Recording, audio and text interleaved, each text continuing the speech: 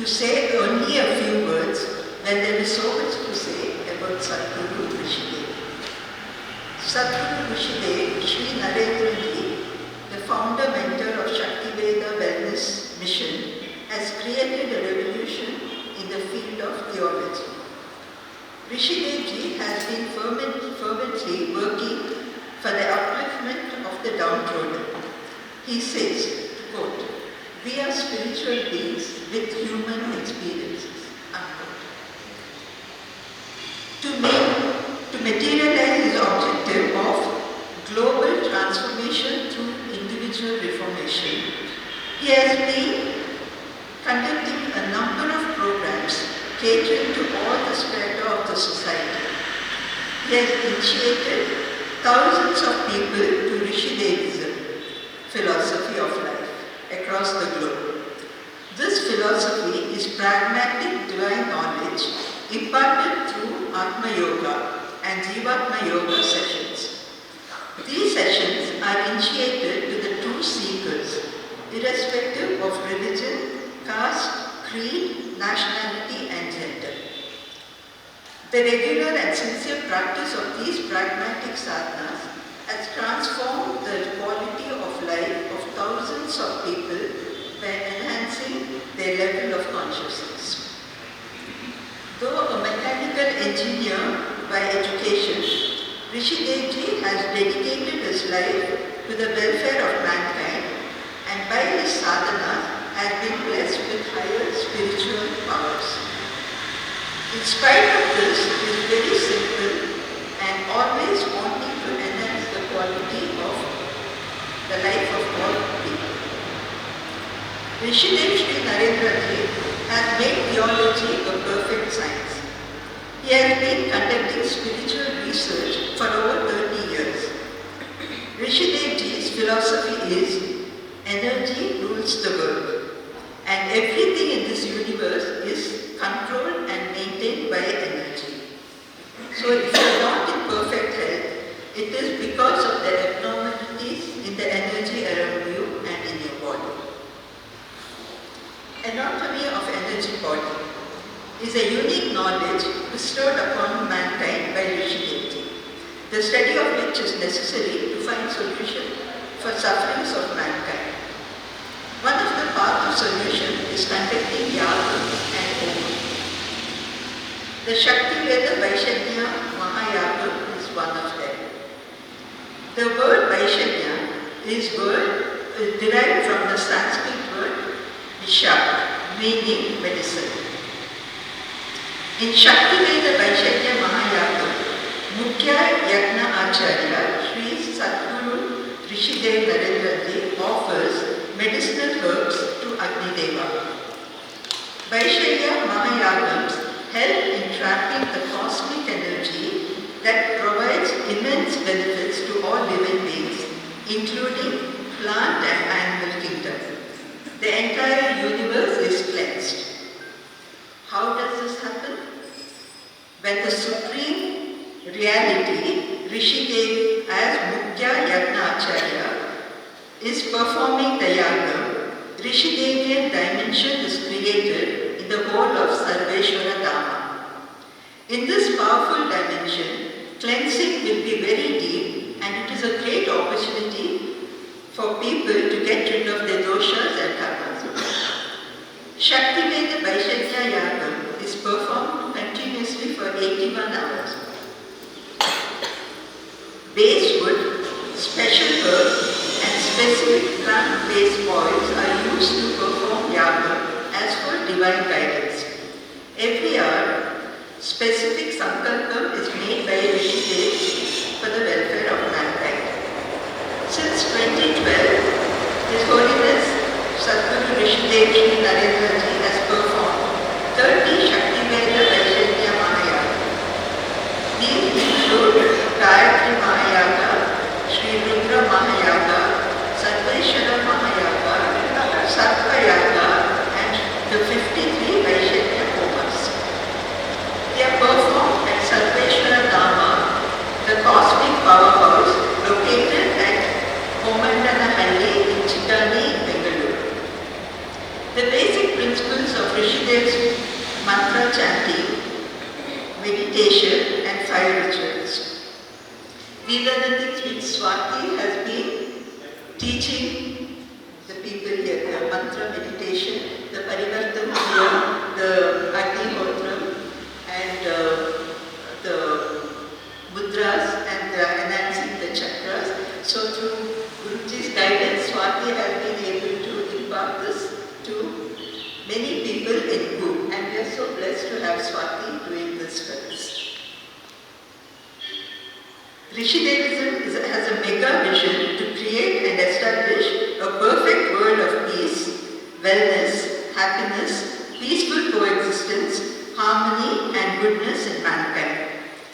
This can be achieved by Rishidevi's motto, global transformation through individual reformation. Thousands of Rishidevites who follow Rishidevism throughout the globe have transformed their quality of life by regular practice of Rishidevian rituals. Their quality of life has enhanced with respect to health, wealth and relationships. You can also be part of this unique divine cosmic journey. You can be empowered to empower others, and you can be enlightened to enlighten others. Loka Samasta Skino Bhavate. Sri Babu Keshavan is from Ernakulam in Kerala. After graduation in commerce, he did PGDCA in computer application and E-level from TO EACC. Now he is engaged in IT business covering artificial intelligence and robotics. He has clients from all over, including the US. Sri Babu Keshavan also serves as the General Secretary of Rishidev's Shaktiveda Foundation. Sri Babu Keshavan has successfully merged science and spirituality in his life, and it has helped him to strengthen his skills, hone his management of time, and gain benefits in life. Sri Babu Keshavan will now enlighten us with the divine findings of the Dasalakshmi Homa conducted here in June.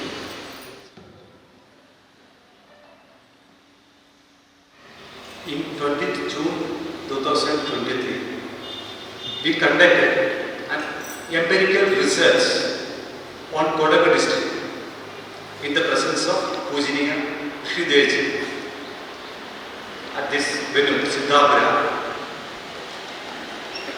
And our findings, the purpose of the interaction is to find out all the problems affecting the people of Coorg and the land Coorg, the physical and spiritual remedies.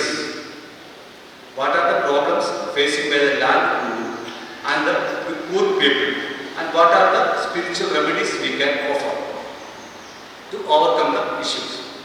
And there are a lot of participants, namely Advocate Rajesh, Prashant Krishnan, Swati Madana, Dr. Saumya, Bindu Aina, Mr. Aina, Mr. Mos Madana, Mr. Vipin, Mr. Abhilash, Reshma Changappa, Geeta, Siddhapu, Sabita, Rita, Vidya Prashadappa, and Renuka.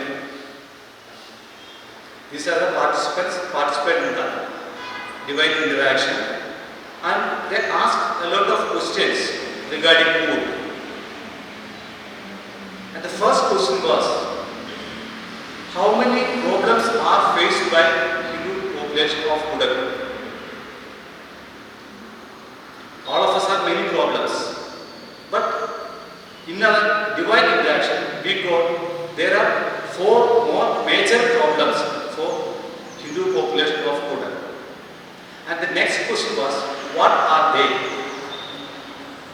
They are related to, first one, health, second one, wealth, third one, related to disharmony in family and individual relationships, then fourth one, lack of spiritual knowledge. All the problems caused in the Coorg is because of all these 4 factors. Again they asked, due to curiosity they asked a question. What is the population of Kodagu?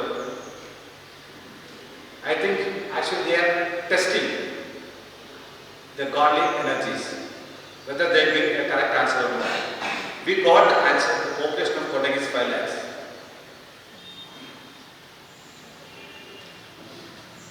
Again, the next question was, of these 5 lakh, how many of them are suffering from ill health? The answer was 4.3 lakhs of poor people are suffering from ill health. So you can understand what is the situation of the poor people.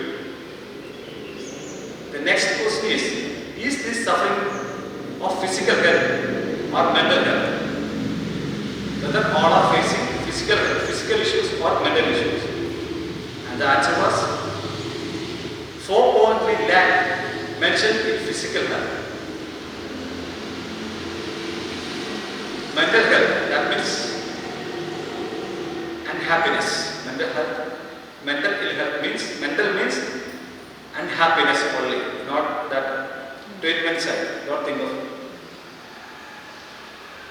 Health problems are suffered by entire population. 5 lakh people of Koor are feeling unhappy. They are not able to enjoy the life.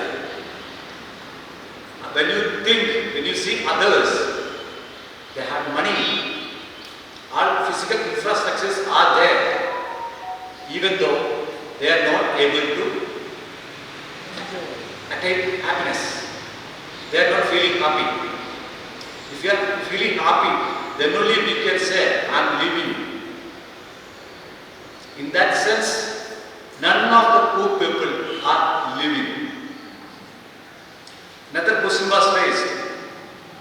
How many reasons or causes are there for the physical illness suffered by poor people? The answer was, there are 3 reasons. What are they? The first reason was water. The second one is food. Third one is soil. The poor people are physically suffering ill health because of water, food and soil. Water is polluted with overuse of pesticides and chemical reactions to fertilizers. Your water is spoiled. Water is being de-represented by polluting with garbage, fertilizer, waste, etc. 60% of open wells are polluted. 93% of bore wells are polluted. All your open wells and bore wells are polluted. In case of food, the food you ate in Koor, it's acidic. You are eating acidic food. So if you eat acid or you drink acid, what will happen? The same is happening in your body. Soil is acidic to the usage of pesticides and fertilizers. And I think it's an experiment done by the participants. They asked for the pH value of different places of Koor. For Sundikupa, we got the answer 5.1, and somebody from Sundikupa accepted that. It is 5.1 to 5.3. Hachina, is it like that? Hachina? Yes. Hachina. That's 4.8 to 5.3. That's the pH value. Siddhapur is 4.7. Kutta is 6. Somehow Kutta is better.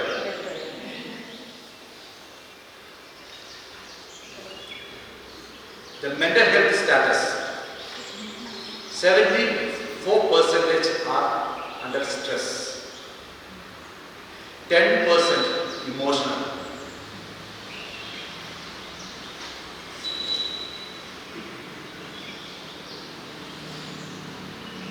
And we took a definition of spiritual health. You should be spiritually healthy. and from here we took a definition for spiritual health. If somebody asked what is spiritual health? Ability of a person to sustain happiness in relation with universe and godly energies. This is the ability. Spiritual health is the ability of a person to sustain happiness in relation with the universe and godly energies. The next question was, what is the spiritual health of Hindu of Kodagu? Answer is 8%. We should be 100% spiritual to enjoy the happiness. And our two brothers are spiritually 8% healthy only.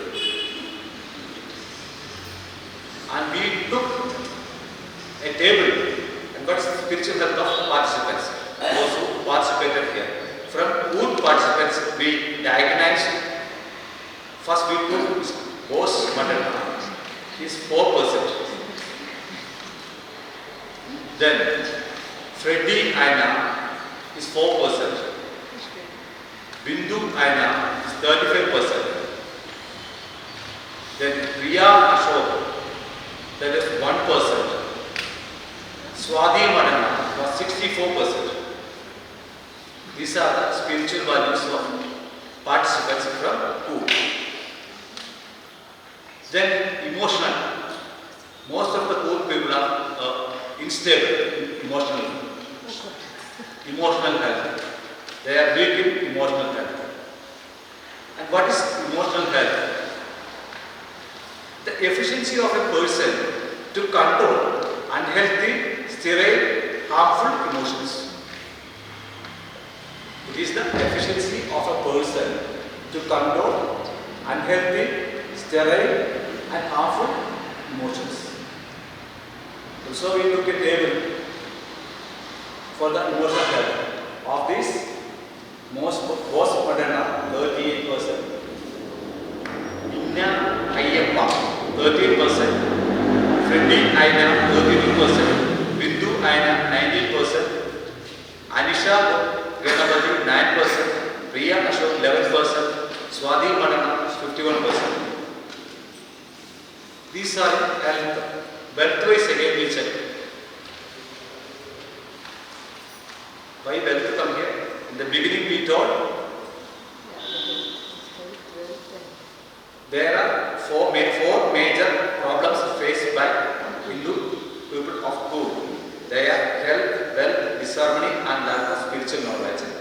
Health we analyzed and now we are going to wealth.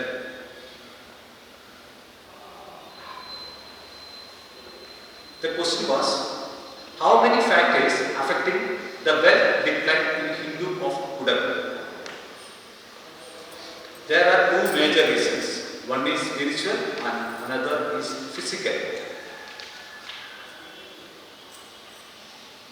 At this point, Naga Maharaja interfered in the interaction. Without inviting, directly the presence of Naga Maharaja was there. It is interfered here in this venue, and he gave the answer. Naga worship was neglected in Koorg district, and at that time we found one Naga temple was destroyed in Kodagu near Kushalnagar.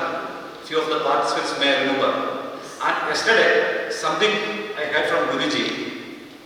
One of the participants, those who come to meet Guruji yesterday at Swadi Madana's house, they revealed that one Naga temple was destroyed near to their place. It's in Kushalnagar. At that time, he was telling, okay, something we found in the interaction. One Naga temple was destroyed. And yesterday, we got the exact place where it is happening. At that time, we are not able to identify where it was. But through interaction, we come to know it is in Kushalnagar. And yesterday, it was confirmed. So, I think all these are connected. I reached here to present the question here. And yesterday, we got the answer where it was destroyed. That is the scientific can say all these are some infatuations. But truly, because the participants get understood, it is not mere infatuation, it's a reality.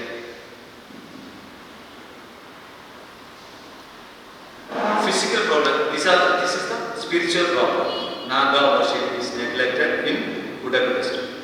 Deliberately it is destroyed, and maybe we were not aware of that. Maybe we are the victims of victims. The physical reason is decline in fertility of soil. Our third issue was disharmony. At this time, Naga Maharani involved. And Naga Maharani below reasons for the disharmony in family. The first one is intoxication.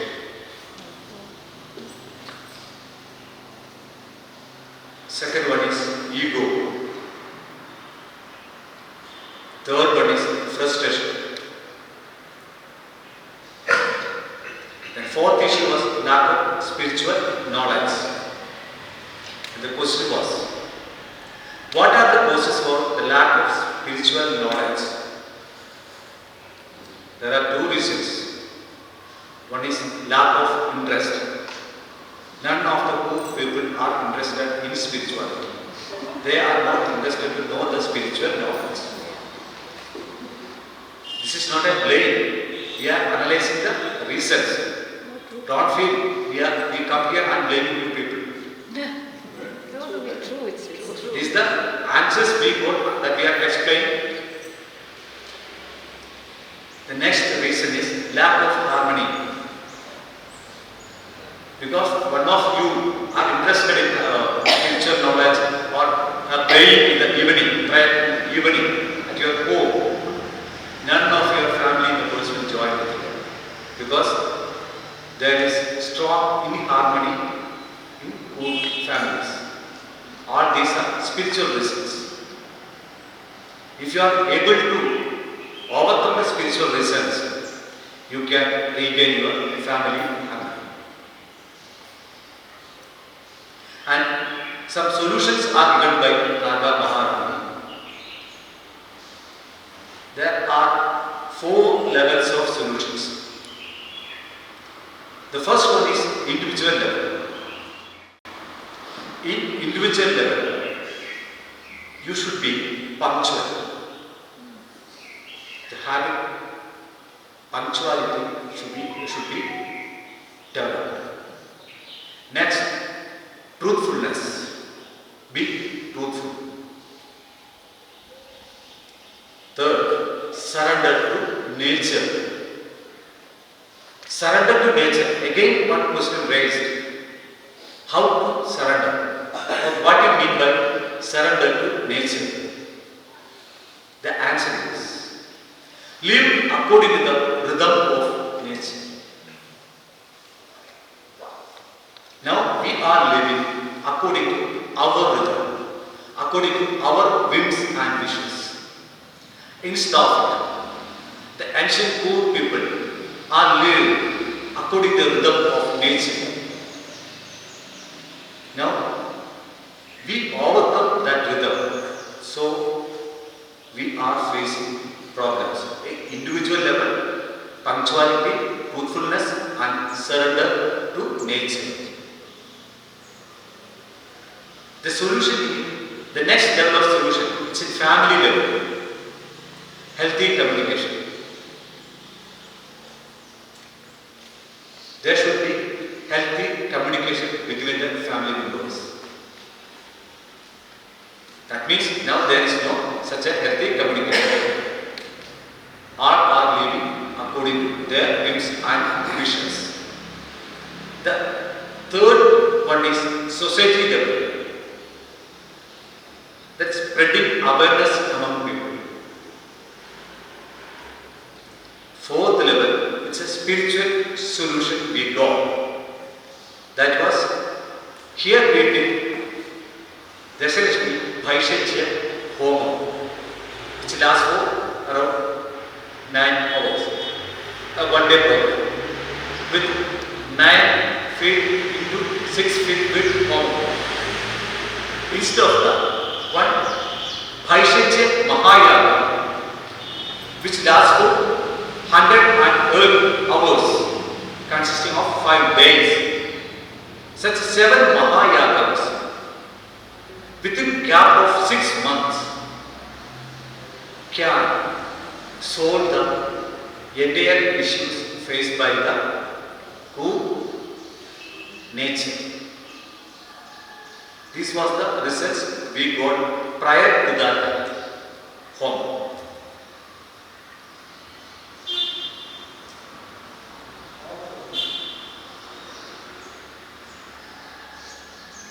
The second thing,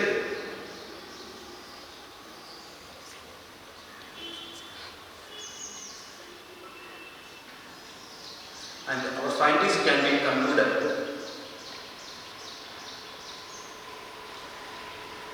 Kodagu orange cultivation is suffering due to soil problem. 65% of paddy can be brought back in Kodagu. The solutions, general solutions we got.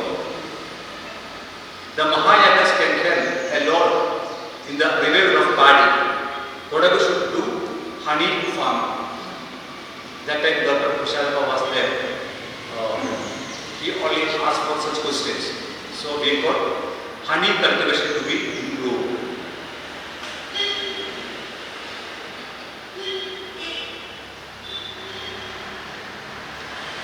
During that Mahayaga, Shide Foundation conducted a personal analysis around 32 subjects. Few of the participants of that Mahayaga come to us and some personal analysis were conducted. Based on that, we found family issues. Majority of the participants are facing with the family issues. They are facing with health issues. They are facing with the wealth issues.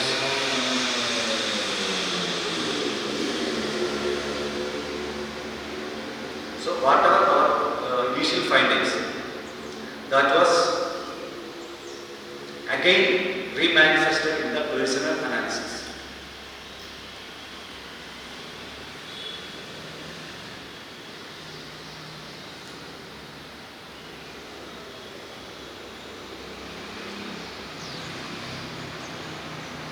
And during the Mahayaga, Dr. Krishna Madhav, the energy scientist from US, from Kodagu, he was participated in that program and conducted a research, and that research document is circulated between the participants. Is it? It's circulated. Hope you all understood it. Is it? Is it clear? Not right. Not right. Just got Not right. right. We just got. Okay. In that, one third is used entropy. If you are having the report, see, some bold letters are given there. In a table, some bold letters are given.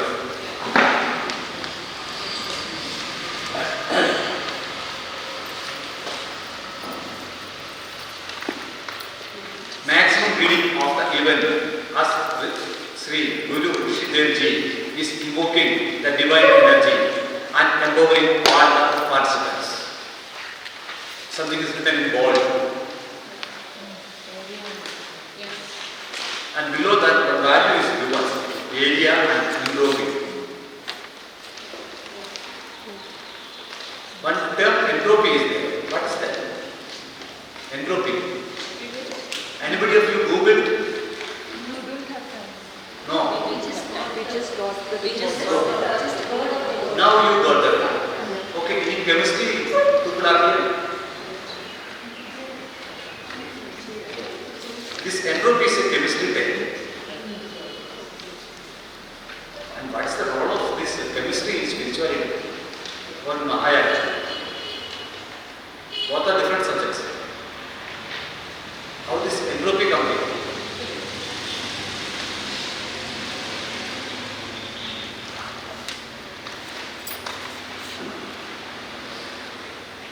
when you Google, you get the information.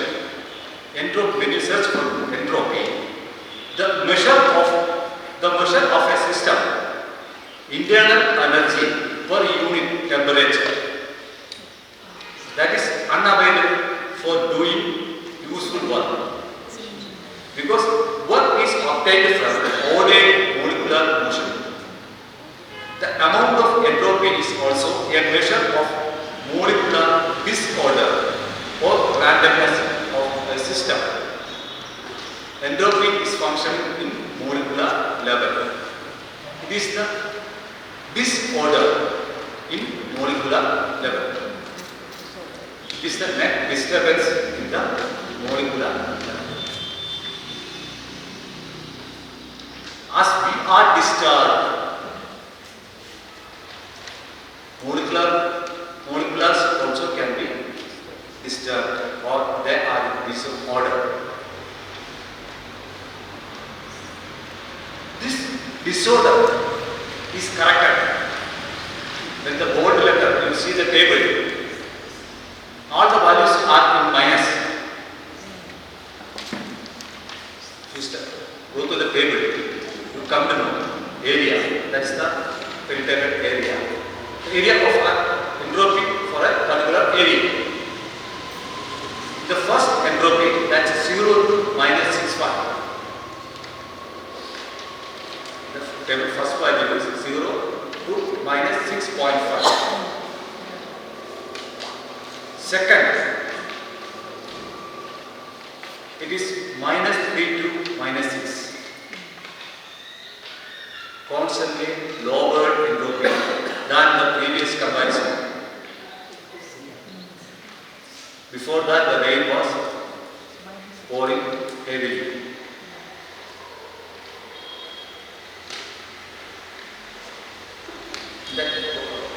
The next level, it will come to minus 35.36 to minus 29.83. If the values are minus, that the entropy is getting reduced.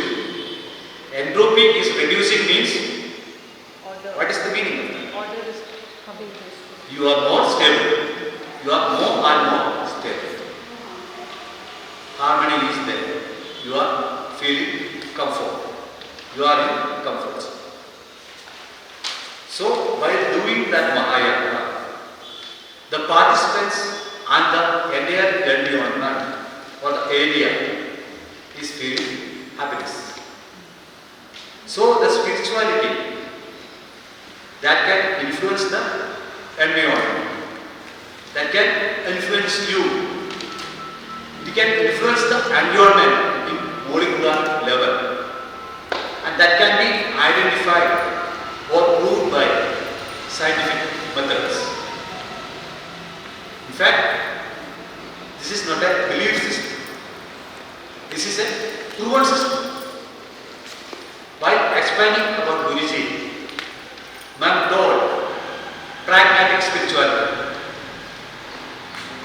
We are seeing the pragmatism through the scientific reports.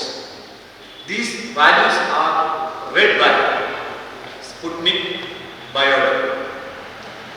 That device is used to sense the energy.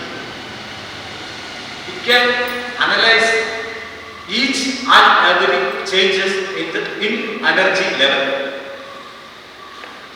I think somebody was participating at the end of the yaga. Those who met Dr. Krishna Malam, he was explaining how the energy was changing at that time. When few of you entered the yagashala with herbs, at that time the entropy was increasing.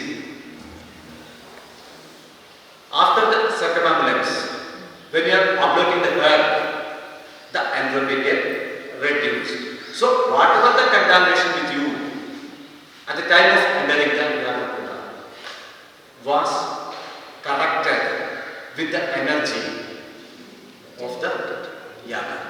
So when people are entering to the Yaga Kunda, the entropy was increasing and this regulating center. It was happening. Those who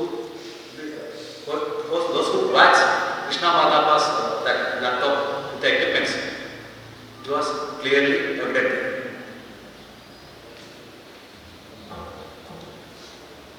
So, if you want to know more about entropy, you can Google it. And there are 4 factors you should, that I can tell you. There are 4 factors which affect this entropy in chemistry. One is the state. The first one is state. That entropy of solid is less. Solid particle entropy is less. Liquid entropy is more. Gas is having the highest level of entropy. So it is the physical state. It's in a solid state, entropy is less. So ice entropy is less, we can say. Water is more. When we become vapor, it's higher. That's the state. Then change in temperature. When the temperature increases, entropy of the system also increases. So temperature can influence the entropy. Then change in the particles. In case of gases, if something is added to that, the entropy may change. Then mixing particles. When you are mixing one to another, okay, in fertilizers you are mixing different type of fertilizers. While you are mixing, the entropy may get changed. It can increase or decrease. These are the factors affecting the entropy according to chemistry. So, usually Guruji used to speak to understand spirituality in its true sense. You should be MSc physics, at least. MSc physics. Yeah, physics. Because it is related to physics. Spirituality is really related to this physics. When first I come to Guruji, he told me to understand the spirituality, you should be MSc physics. That level of knowledge of physics. Then only you can really understand. Now you can talk to Guruji and you can recollect your what the previous physics says. So here is actually related to chemistry. This entropy. While the godly energies, while Guruji was invoking the godly energies to the Yagashaka, that is the time, that moment, the entropy become the purest. So if you are divine, you can make that environment, the entropy of that environment in purest form. If you are godly energies, if you become godly energies, the entire group will be at harmony. That's why he is insisting us to do sadhanas. When you do the sadhana in your goal, that will help to reduce the entropy level of the entire environment. So you are feeling happy. Your neighbors are feeling happy. If you and your neighbor are happy, what else is required? We are disturbed because of neighbor. When you do the sadhana, you become happy and your neighbor becomes happy. Then naturally the neighbor will understand something is there. So he also started to do sadhana. So the neighbor to him also feel happy. So you can change the entire group with the help of it. And programs like this, homas and mahayagas, only that can change, make a major change in your environment. Okay, what change we make once we transform it with one Dashalaka Baba, we transform the environment up to an extent. After that, nothing is there. Contaminations are ever. And which is more? Goodness or bad? Good or bad, which is more? What is bad is more. So that will also benefit to the good factors. So you will lose it. To sustain that, we should continue the program. That's why Guruji did 39 Vaishajya Mahayagas lasting for 8108 hours to sustaining the result. So, what we did here, Dashashmi. If you are repeating such programs, that will sustain the entropy level, your happiness, everything.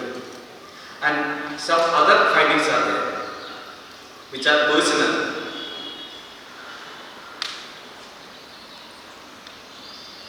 We conducted Dashashmi Homam here.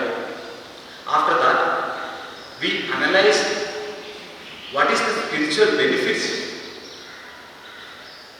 received to the participants, whether any spiritual relevance is there or they are blessed by the godly energies or not. First I'll come to the committee members, those who coordinated the program here in Kodagu. The members are benefited at different levels according to their commitment to organize the program. It is not equal to one.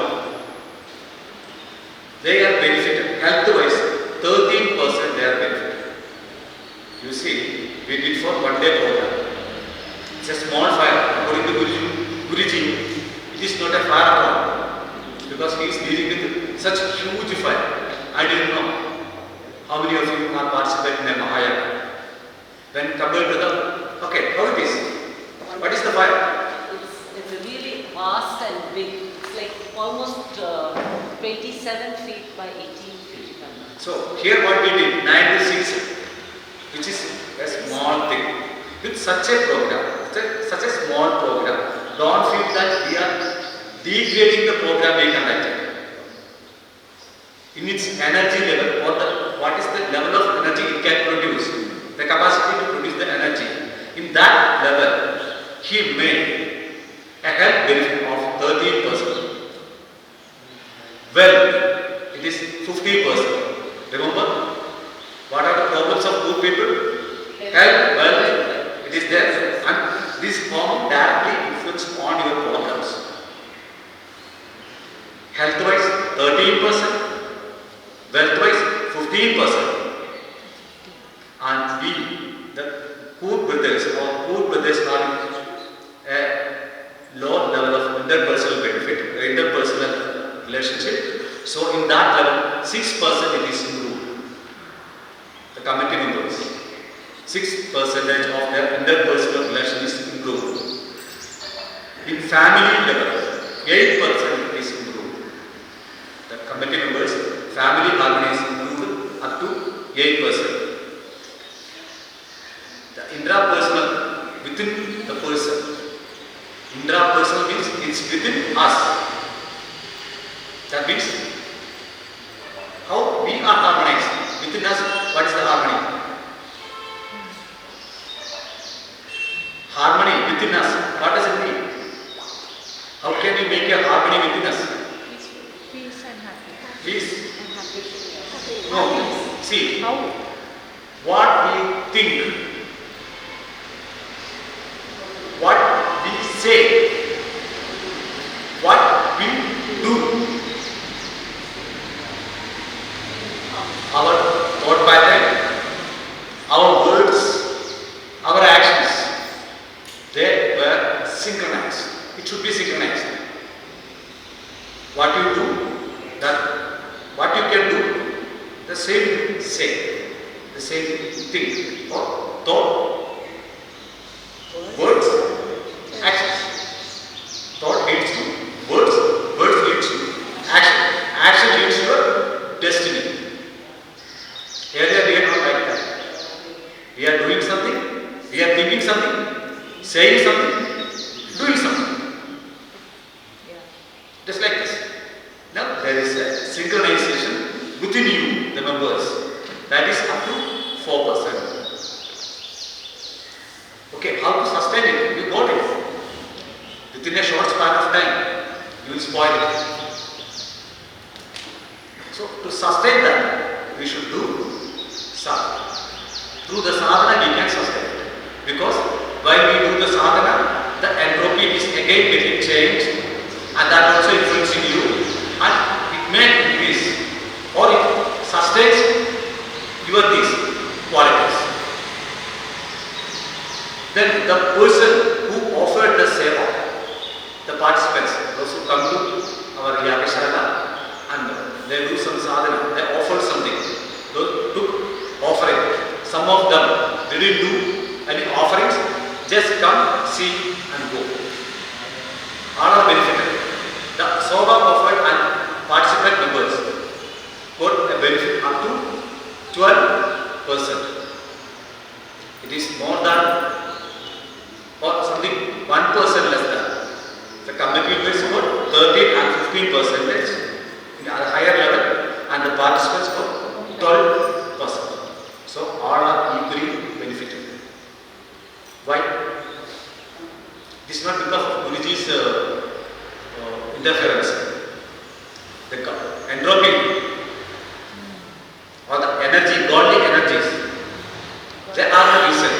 All are equally benefited. Then, with the permission of Guruji, I am announcing another report.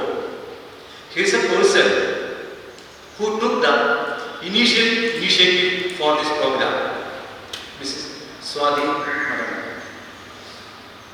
And she is specially benefited.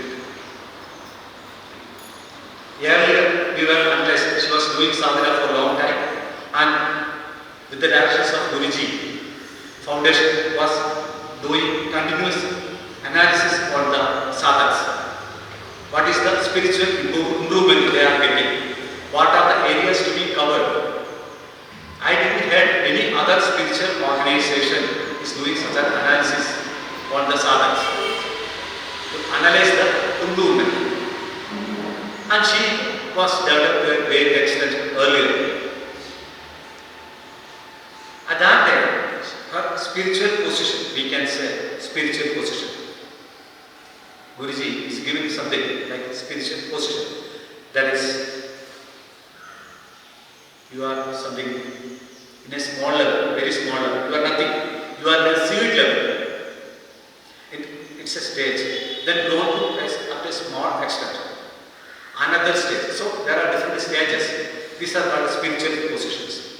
Now she is in Varu 10th stage. There are 12 levels in Varu, and she reached the 10th level of Varu. Varu, Nana, Guru, Rishi, Maharshi, Brahmashi. There are many levels. So those who know the Shiva Purana, Lord Shiva transformed Parvati, the human being Parvati, into a godly energy.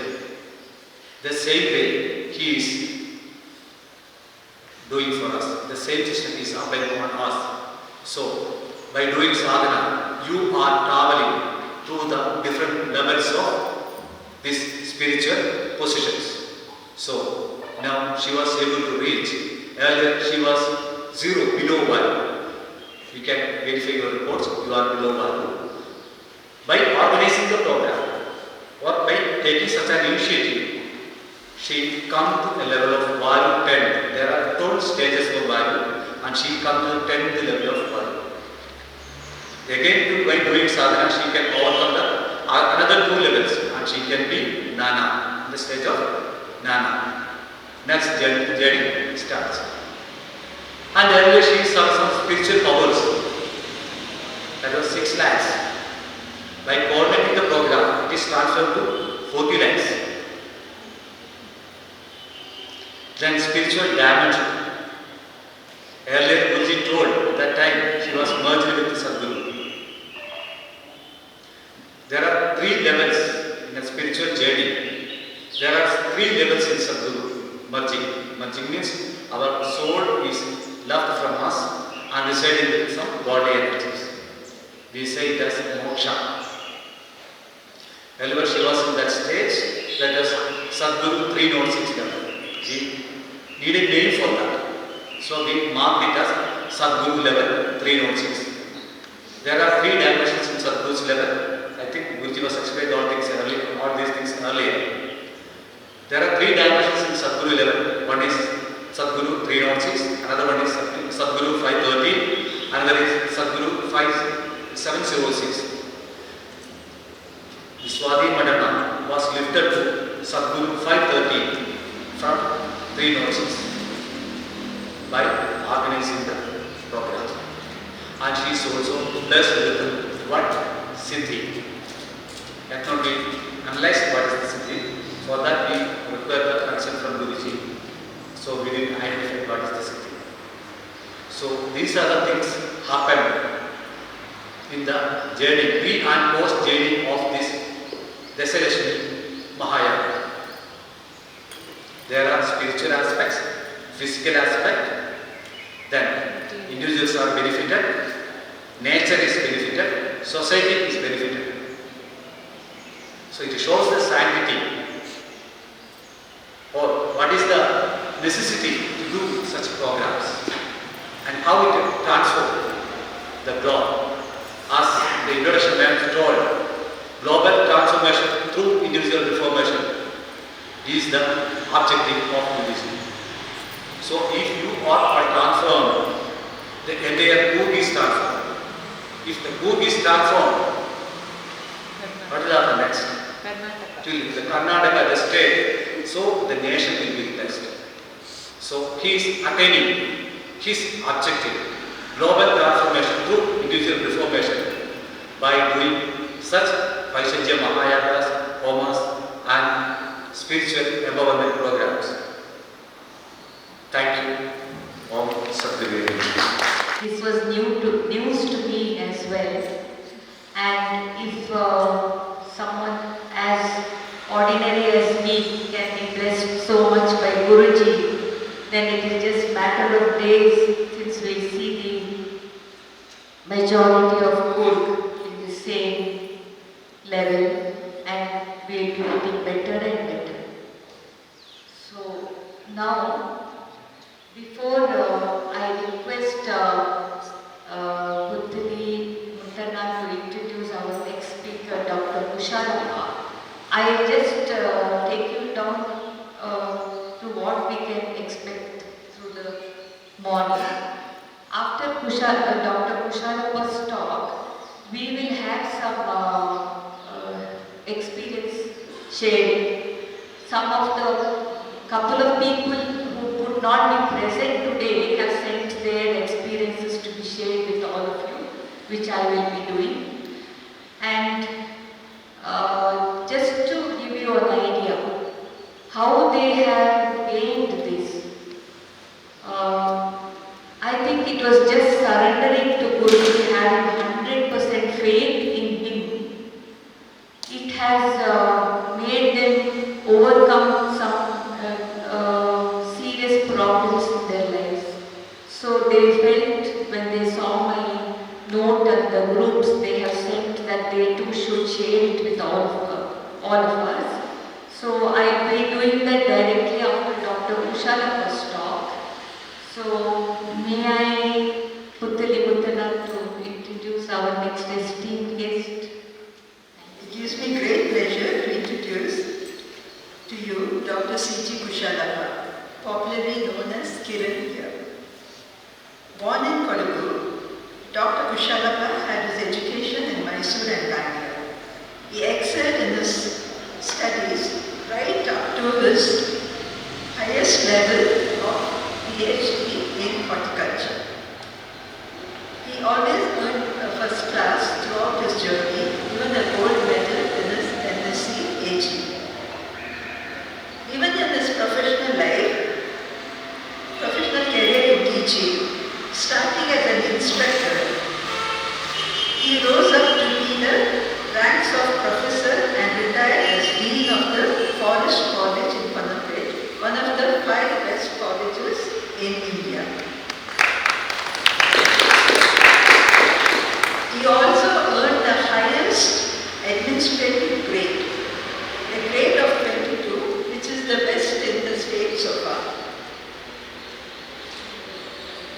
He is also organized, led and presented many national and international conferences both in India and abroad. And his focus has been on sustainability farming and value adding to the ecosystem of the plantations. It is not an exaggeration to say, because there's so much to say about Dr. Kushalaka, I'm just condensing the whole thing. It's not an exaggeration to say that Dr. Kushalaka is every family's delight, every teacher's pride, every student's ideal role model, and every institution's backbone leading from the front.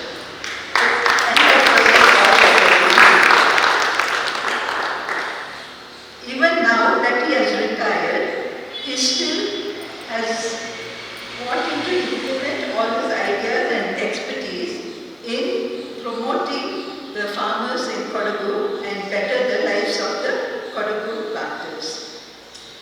He is a third generation farmer and now is a certified organic farmer practicing organic biodynamics. Dr. Kushalaka is now a director for sustainability for Biota. It's a farmer-producer organization working towards the getting farmers value for their different producers. Dr. Kushalaka's involvement in setting up the first model forest has created a lot of awareness about the sustainability of reforestation. And he has a passion for his reforestation, especially in saving and reviving our Devara Kadus in Kodagu. He is also encouraging the planting of the special Harimara, the special tree that is used to make our Kodavas Kechetandu. And according to him, he thinks it's best to be grown around Ainmanas in consultation with the local elders. As part of the river rejuvenation program of Art of Living and the Kaveri Calling of Isha Foundation, Dr. Kushalaka has planned to use the paddy fields lying fallow and the areas under elephant conflict to grow lemongrass and vetiver plants, which will help the groundwater to revive. Now very soon, next month, he will become the chairman of Agriculture Scientists Forum of Kodagu, and he will be able to implement most of the projects that he thinks will help the planters in Kodagu. You know, such an excellent career, though he has got his own inputs and his personal things. I think the most credit should go to his beautiful wife Mamta, who has stood by his Mamta. And Mamta and Dr. Kushalaka are blessed with 2 children, an orthopedic surgeon, Dr. Karun Kushalaka, who works in Mysore, and Dr. Varun Ganapati, an MIT graduate who works for a startup company in Bangalore. Now we look forward to hearing Dr. Kushalaka's ideas. ಎಲ್ಲರೂ ಚೆನ್ನಾಗಿದ್ದೀರಾ ಅಂತ ಹೇಳಿ ಭಾವಿಸ್ತಾ ಎಲ್ಲರೂ ಚಾಯ್ ಕುಡಿದಿರ ಅಂತ ದೇವರಲ್ಲಿ ಕೊಡಿದ್ದು I would wish to present my own experiences of being in this journey since 1 year, since Vaketya put me on this, and how my wife went through the training, and in turn she trained me also in my family to do some very simple things. We've heard from Abu Keshavanji about the spiritual part of this entire initiative. Probably, if you have read Guruji's message for the day, it says, we are an exact mini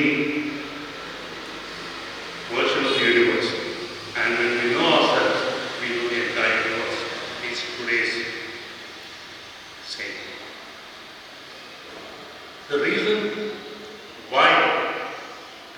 are here as part of this journey is that we are seeking something. We want something. That's why we are investing our time and we want to be here. So, the investment is in terms of wellness. But please understand, Guruji's thought process is not just the individual level, it's the community and at the universal level. So we should be the makers of change. We should now lead this journey of sustainability. Otherwise, why are we here? That's a basic reason. If we've been helped, it's our duty now to share and bring in more people into this. And whatever they want to do at the individual level is left to them. Let's not enforce how they want to do it, but let's all be part of this journey. Are we not lucky to be born in this land of Idutappa and Kodagu? We are not only blessed to be born, but we are also privileged that we are holding on to the land here. We've been blessed by our parents to own a piece of land in this Pavitra Bhumi. There cannot be more luckier people than us. When farmers in Vietnam and Brazil are crying currently with what has happened with the coffee, we are blessed. We have our issues, but we still blessed. So what's the reason? We've been basically nature worshippers. Let's keep this foundation of nature worship in our blood. That's a big reason. The worship started from our own Devaka. There were no deities, there were no structures, there was nothing inside that. The gods came much later. It was only a pure archer forest. Why did we worship the forest? Because we got everything from the forest for our survival those days. And hence we started worship. And currently, look at all our festivals. It's all linked to one land, the paddy land. It's nothing to do with coffee. Look at all the festivals that we celebrate today, it's all linked to the paddy land. And how was this land organized? Probably we hear of many things. Kongu, they used to sound a bugle, and wherever it could be heard, that used to be the boundary of it. How it was organized spiritually. It's very clearly mentioned, Nadakkor Mahadeva, Urukkor Kohodi, Kerikkor Ayyappa, Modikkor Natha, Kokkakkor Buddha. A group of villages had Shiva, a village had Parvati, a smaller part of the village had Ayyappa. Then when you come to a street, it was the Naga, and when you came to a family, it was a Buddha. This is documented, and there was a system. There was a system that went on. And thank God, today, who is identified as a hotspot of the sacred forest tradition of the world. 1,214 patches of sacred forest, 165 deities worshipped by all, not just one Kodagu community, all the communities in the district, we all came together in the name of God. There was no social system, there was no justice system. Everything happened in presence of the God. The God gave us the sermons. If somebody has to be excommunicated, there was no legal rule. The gods kept them out. We used to say, you're kept out of the society. So, it is a system that's already been imbibed in our blood that we worship nature, we are spiritual. And we are grateful to Rishidev and others who are continuing to guide us in this changing modern system of our life. Probably our values were always there, but we still need people who have to lead us in this changing world, and hence all this. Probably we may not have done much of yajnas and yagas earlier. Probably, except the Ganpati homas that we do at home, we were not used to this system. But now, through science, we just heard what is happening with the environment, how the entropy has come down. So, yes, the basic foundation of Indian system has been religion. If at all this nation, because what we say is Hinduism is not a religion, it's a way of life. Definitely that's how we do it, and hence here is one more channel through which we are able to reach whatever dreams that we have in terms of our family, in terms of community, and in terms of our land. So, with this brief note, I would just share some experiences in terms of sustainability here. We are all on the journey of sustainability, correct? Otherwise, you would have been here. You want to be sustainable. That's why you are here. Why are you investing your time and being here with us? Because we at least want to be sustainable. So basically, we are agriculturists. That's the only thing we know. Farming is the only thing that we knew. And earlier the farming was only for them. There was very little that we sold. It was mostly for the family, probably something more for the village, and sharing. Now this change. But how many here can confidently say, I grow my rice that I eat every day? How many here can say that?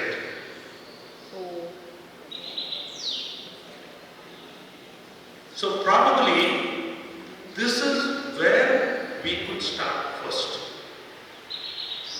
Let us say, even if we are unable to grow our own rice that we eat, whatever we get it from outside will not be good. Yes, So let us start a journey, if possible. If you can't grow, at least you buy your rice from somebody who is growing locally to help him to grow the plant. We've just been reading about a wonderful farmer by name Ravi Shankar. 34 varieties of rice is still continuing to grow. He lost his crop this year, but still he is doing it. So, first thing is daily what we eat. What percentage of food we can source from our own farms could be the first walk or first steps in sustainability. Many of us have not been able to do this, but let us see if it is possible. If we can't do it, let us see if we can support somebody who's already doing it. My mother used to always say,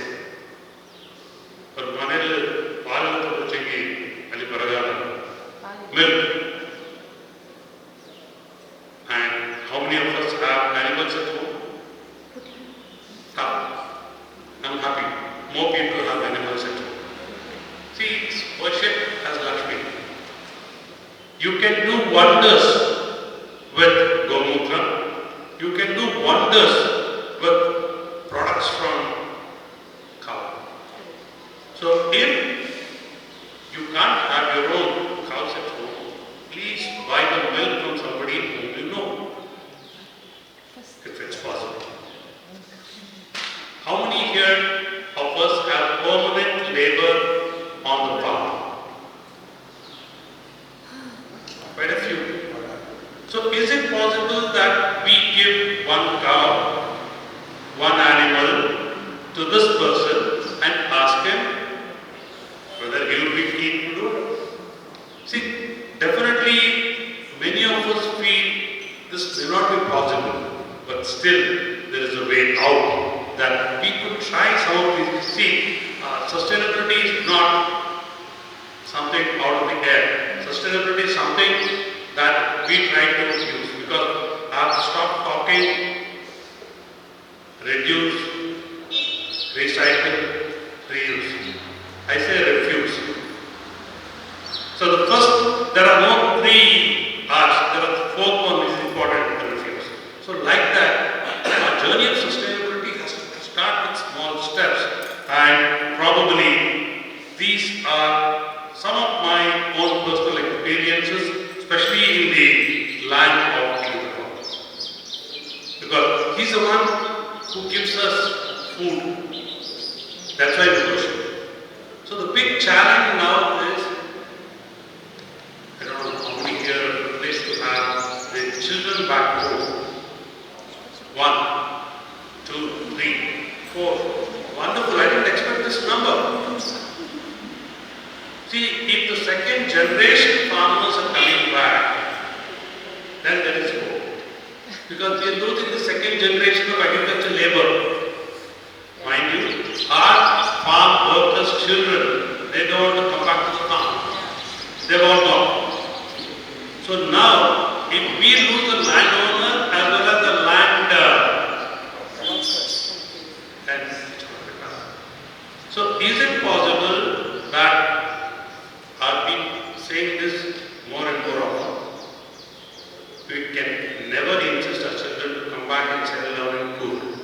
That may not be possible. They are all over the world. Correct? My own 2 sons are not with me. But at least, let us at least say that they take a pledge that they will not sell the land. If that thing can happen, I think we have succeeded. Yeah. And how is it possible? We need to show this land has more prospects than problems. Elephants, definitely they are there. Non-availability of labor, definitely that is there. But even with all that, some of us here itself have been showing how differently we can farm. Our bitterness coffee will recognize internationally, and it's going around the world. Bosana in this caretaker initiative has handled the problem. So many here, like them, have estate origin coffees now, certified coffee. How many here are able to sell coffee other than the farm gate in a different value chain? How many here? Because see, ourselves also. So now, only way forward, 65% of our production cost is what? Labor. We can't reduce it. There is no way that you can reduce the labor cost. The only way you can do is enhance your productivity or add value. Both of this is possible. With technology you can enhance. With coming together, you can move from estate branded, which is an individual estate, to a farmer collective. We've just made a small experimental biodata group, 125 farmers. We've been able to export coffee from our very first year. So when you bring in more money to the pocket of our children, naturally you see many of them who came back or reverse migrated during COVID are working from home now. They have not gone back home. So this is one thing which could be possible. But what I would request all of you is to be the drivers of this change. If you can do that in your own village, as Guruji wants, probably it will do more people and move forward. So I said rice, milk, vegetables. The most polluted vegetable today is ginger. The most polluted. Ginger. The amount of chemicals that we use, we are eating poison. Is it not even possible to put some ginger in your backyard and use it in your cooking? We are always using our pepper. So look at the that we try to use. Why to use a chili? We have a birdside chili. You see our laborers, whenever they are clearing the weeds, they never cut it down, they always carry it there. So it is possible, and many of us are non-vegetarians and we relish. So why not marathon? Look at the amount of steroids put in the meat that we consume. So why I say you bring in these changes in our health first, so that you feel better. There is so much of happiness when you have your own food from your own land. There are showing, catchy phrases given from farm to table, whatnot. So this is where we could definitely do all this together. And some of you are doing wonderfully well, integrating ecotourism into your own farming business. I'm not saying that's bad. That's a model we want. We want more people to get into that model and run the business here of sustainability. Otherwise, there could be some children who are very good in hospitality sector who wish to come back and run your own hospitality sectors in food. There are wonderful opportunities. Look at the number of people who are migrating to food or who are coming to food. Why are they coming? They see the potential here. What is the potential? The potential is just the land and the water. These two gifts that have been given to us, probably I always joke to my friends in Bangalore, I'll close my tap in food. You will not get your water in Bangalore. So there is a lot of hope, and today, listening to the talk, I would request Guruji, whatever herbs or medicines that you use in your home, if some of us can grow them here for you, this is one more way that we could also be part of the system, because we saw the number of herbs and other things that were put in the yaga and yajna, and we'll be very happy because many of us are already being initiated through Agnivati. Yeah. We've been benefited at our own homes by doing this simple practice, and there also we use certain things, probably maybe the grains and others, but still this is quite powerful. So food system, land is something that is possible for us at our best. Then the next sustainability, growing to the market. You need to give the market what they need. In this regard, I wish if many of us could attend the World Coffee Congress being held for the first time in India in September in Bangalore. It would be an exposure, especially women can come and participate and showcase what the strength of agriculture and food was of the women. My mother was more involved than my father in farming. So probably many of you are also now involved, and I wish and pray that more and more women get involved in farming so that everybody feels better. So that's a way forward. So in sustainability, in growing for market, there are many mechanisms. We've all started with the first one called eco-certifications. Many of us are eco-certified, our farms are eco-certified. The next level of movement has to be maybe for ecosystem services. The next level of movement should be your geographic indications. 4 products from Kodagu have GI, Cook Mandarin, Cook Cardamom, Cook Arabica, and we are now trying to Cook Honey. Guruji's actions also indicate that revival of paddy and revival of honey are 2 basic things that all of us need to do in this journey of sustainability. Let us not keep talking. Let's now, next time Guruji is here, we should be able to say, could we bring in some more of our paddy land into cultivation? If not, what could be done? How many bee boxes we've been able to keep in our farm, in our own farm? Start with one, learn. We will provide all the training that you need. So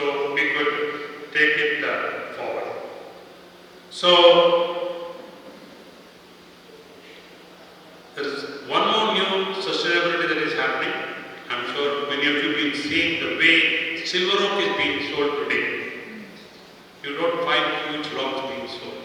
They are being cut to a particular size. If you've seen, and they're buying in tonnage, they're not buying in logs. So it is for a different value chain.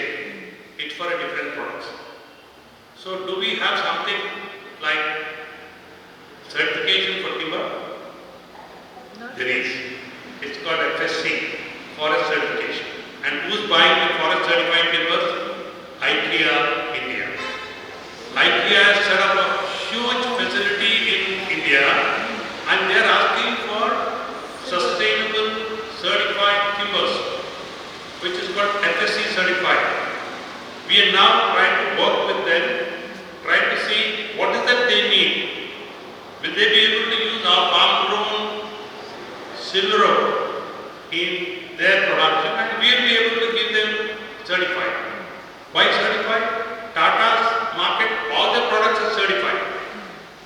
So it is very easy to get timber certification and take your value chain from a farm gate timber of silver oak to the next level. And again, silver oak, be careful, be cautious. How many? 25%. Out of 100 trees, only 25 should be silver oak, if possible. Restrict the number to 25. Where do you plant it? Plant it around your edges, plant it on the main roads, and the rest we can give you many trees. Don't look at the value of the tree only for timber. Today there are hundreds of shade trees which can give you daily or yearly income rather than one-time fertilizer sale. There are many such examples. The best sustainability model that I've seen in a farmer in Coorg is somebody who's getting a monthly income. Every month he gets some money in his pocket. Otherwise, what has been happening? You wait till the end of the year, coffee and pepper, two products too. We should all visit this farm. It's a small 7-acre farm. He's a Rajotsava awardee. He's a winner of Somengada Timaya in Nannur village. A 7-acre old farm. He has paddy, he has fisheries, he has poultry, he has piggery, he has agriculture, he has everything put in there. Small farm. Every month. And fantastic, brilliant ideas of marketing vegetables. Every week he used to give 100 rupees worth of vegetables, everything put in one bag. It used to have all that you need for a week. And look, all the vegetable lorries going into Kerala have taken a detour now. They are no more going through Bandipur. They are all going through Coorg. If you see, they have all come, Kodikoppa, and then they start to move because that road is closed. So you see a lot of vegetable cultivation happening in Hunsur side now. After the tobacco now, if you see, there's a lot of vegetable cultivation. So selling vegetables is not an issue. Bosana has his own experience, and so we should make use of him and try to learn. So Pandavaka Nilla Kodagu Bill. We used to have a vegetable patch after paddy because the land was vacant. So this is another program. I'm not asking everybody to do everything. Whatever is possible from your side, if you can't grow rice, don't bother. You can do something different. So, but do something that will motivate your children, that will also make them feel, yes. Whenever I come, parents don't only speak about problems here, they also talk about what is possible here, and we should look for that. Another very interesting initiative that is happening now, Dr. Krishna Madhava himself is leading, probably, but there is an opportunity now to test and use this water, which has been looked into the energy levels, where they change the structure of the water, and probably have a guest who is also going to share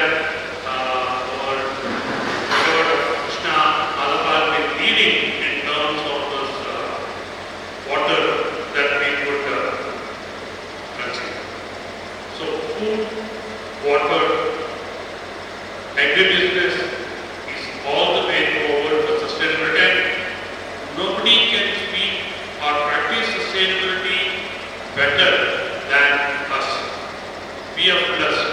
Probably a farmer in a dry land, probably a farmer northern part of Karnataka, it's very tough for them, but still you have wonderful examples there. A woman by the name of Kavita Mishra, you should just Google like see what she has done in Raichur. You look at what a lady who was a software engineer in Infosys went back to her land and did. So when we are blessed with so much, why not? So with this, I wish to end. Thanks to Guruji. I am blessed that every morning I do Shakti Veda Parivartana. 15 minutes. Just 15 minutes. And probably the change that went through me was not just seen by me, my faculty, my students made out that I would lose my temper very easily. My oxygen level, even during COVID, the only thing you were measuring was your oxygen level.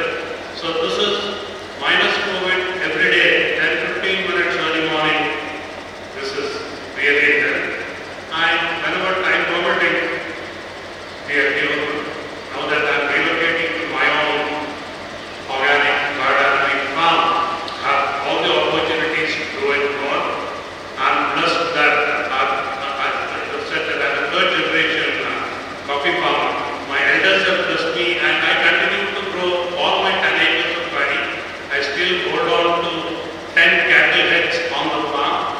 You don't need a person to take care of that. If you don't want milk, don't milk it. You tie the animal, leave it there.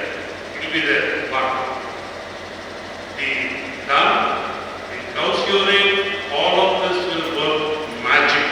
It will work magic because especially for pepper, especially for orange. These are the crops that are wonderful. So sustainability, hold on to a land, at least have one animal on the farm.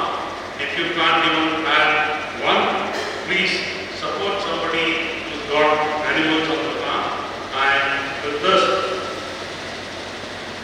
probably with the directions from Gurudev, anything that we need to do on environment and forest in food will definitely be support.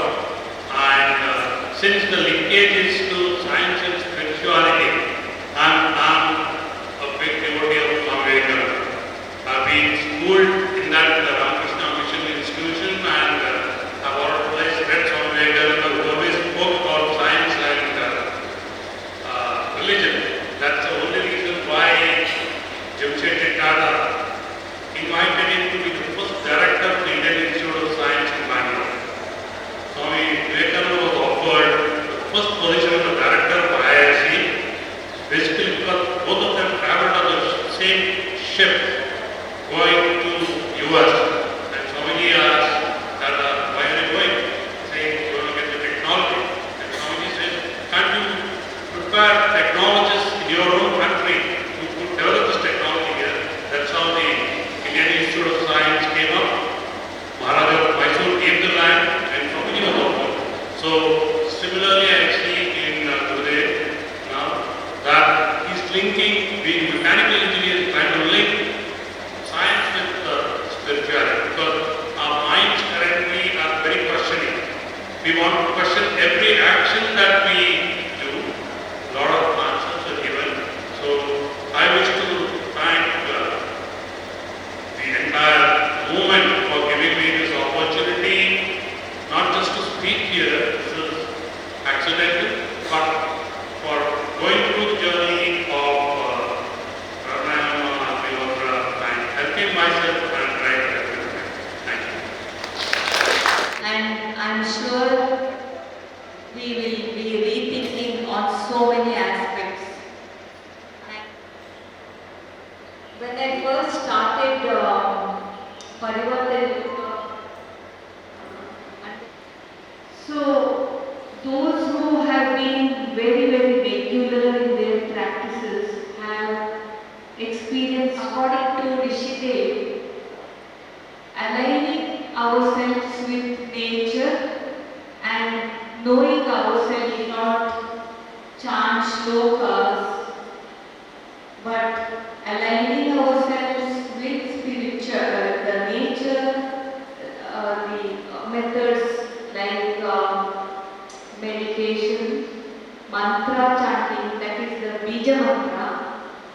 and change ourselves from inside out, and our families will gain a lot. And like Dr. Kushala rightly, now without the four first, the fifth one would be difficult. Health is the new wealth, is what Guruji says. We are always concerned about our health. Nowadays, the talk is health, and post-COVID, I think most healthy people are also facing some breathing difficulties and unexpected decline in our health, state of health. We cannot take our health for granted anymore. We have to work at it. The second one is wealth. That of course, the way we apply ourselves to what we are doing, whether we have taken the job which we are suited for and whether we are doing it correctly, these are the factors which will matter greatly. And the third one is interpersonal relationship, how we are getting along with the others, and family harmony. If there is no harmony in the family, one can never be happy. And if we don't have all these four, difficult for us to concentrate on our spiritual path. So, Guruji has given us very simple methods to align ourselves, which through Parivartan Yoga most of you are doing. But there are instances when we have tried everything, but still the problem persists. Health, for example. We may have a sick person at home and we have tried every avenue of medicine and prayers and everything, but still we do not see any result. So why is that? And monitoring some huge losses or blockages in business. We have tried everything, but nothing moves. Again, why is that? Health and interpersonal relationship, we are putting in so much, but somehow we are not able to erase the conflict amongst ourselves, and that itself is a very big burden to lead a happy life. Again, why is that? And we always say, we have not harmed anybody. Why is it that we are suffering? I think many of us will sometime or the other be in this position in our lives. So, Guruji always says, for every problem, there is definitely a solution in the spiritual realm. Now, just because we are not able to see, that does not mean that there is something which is beyond our five senses. So, in this sharing of experiences, first I will share my own. Actually, few of you will know that I lost my dear mother exactly, the date is May 8th. And then on the May 20th of May, that was her 13th day celebration, and ceremonies took place, and according to her wishes, her will was read. And it was the family members all sitting together, and according to her wishes, her will was read. And we all knew what to expect also, because there was nothing secretive about her will. And all of a sudden we get a very rude shock when one of our family members has come up with another document which was called the latest will. It was a shock to all of us, and we are a very peaceful family, and it was quite disturbing. we went our separate ways. It was a very harshly worded will, again which we could not accept, that our very gentle, soft-spoken mother could have written such a will. So, contemplating on my siblings contemplated on going to the court and what next to do. I'm sure as I'm talking, many of us will be in similar situations in our life sometimes. My thought was only one, and just then the Dashya Homa was being planned also. I thought going to a lawyer, spending our precious money and going through years and years of court lawyers, which total waste of time and heartache.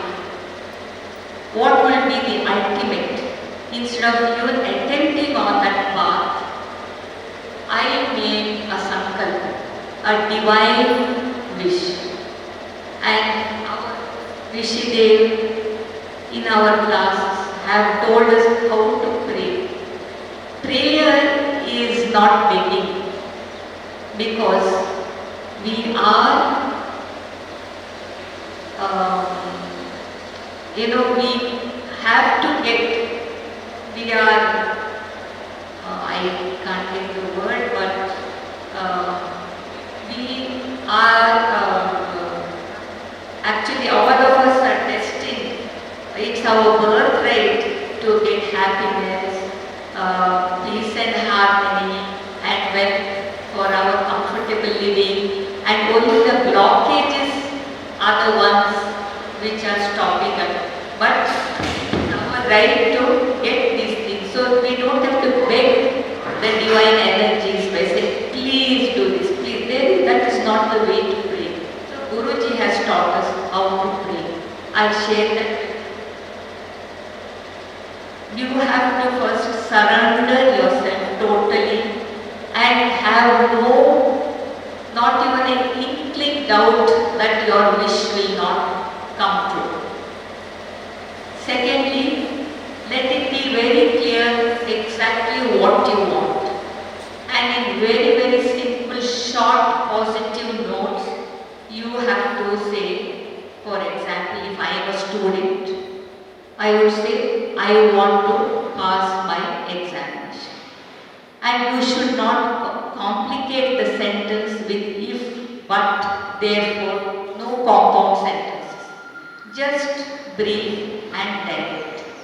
Remembering this, I took a paper and pen and I wrote, addressing the divine, but through Rishidev, because we are not qualified to connect with the divine directly, but through Sadguru, we can contact anybody. With that full faith, I wrote just 4 sentences that I wish, I want my mother's original will to prevail.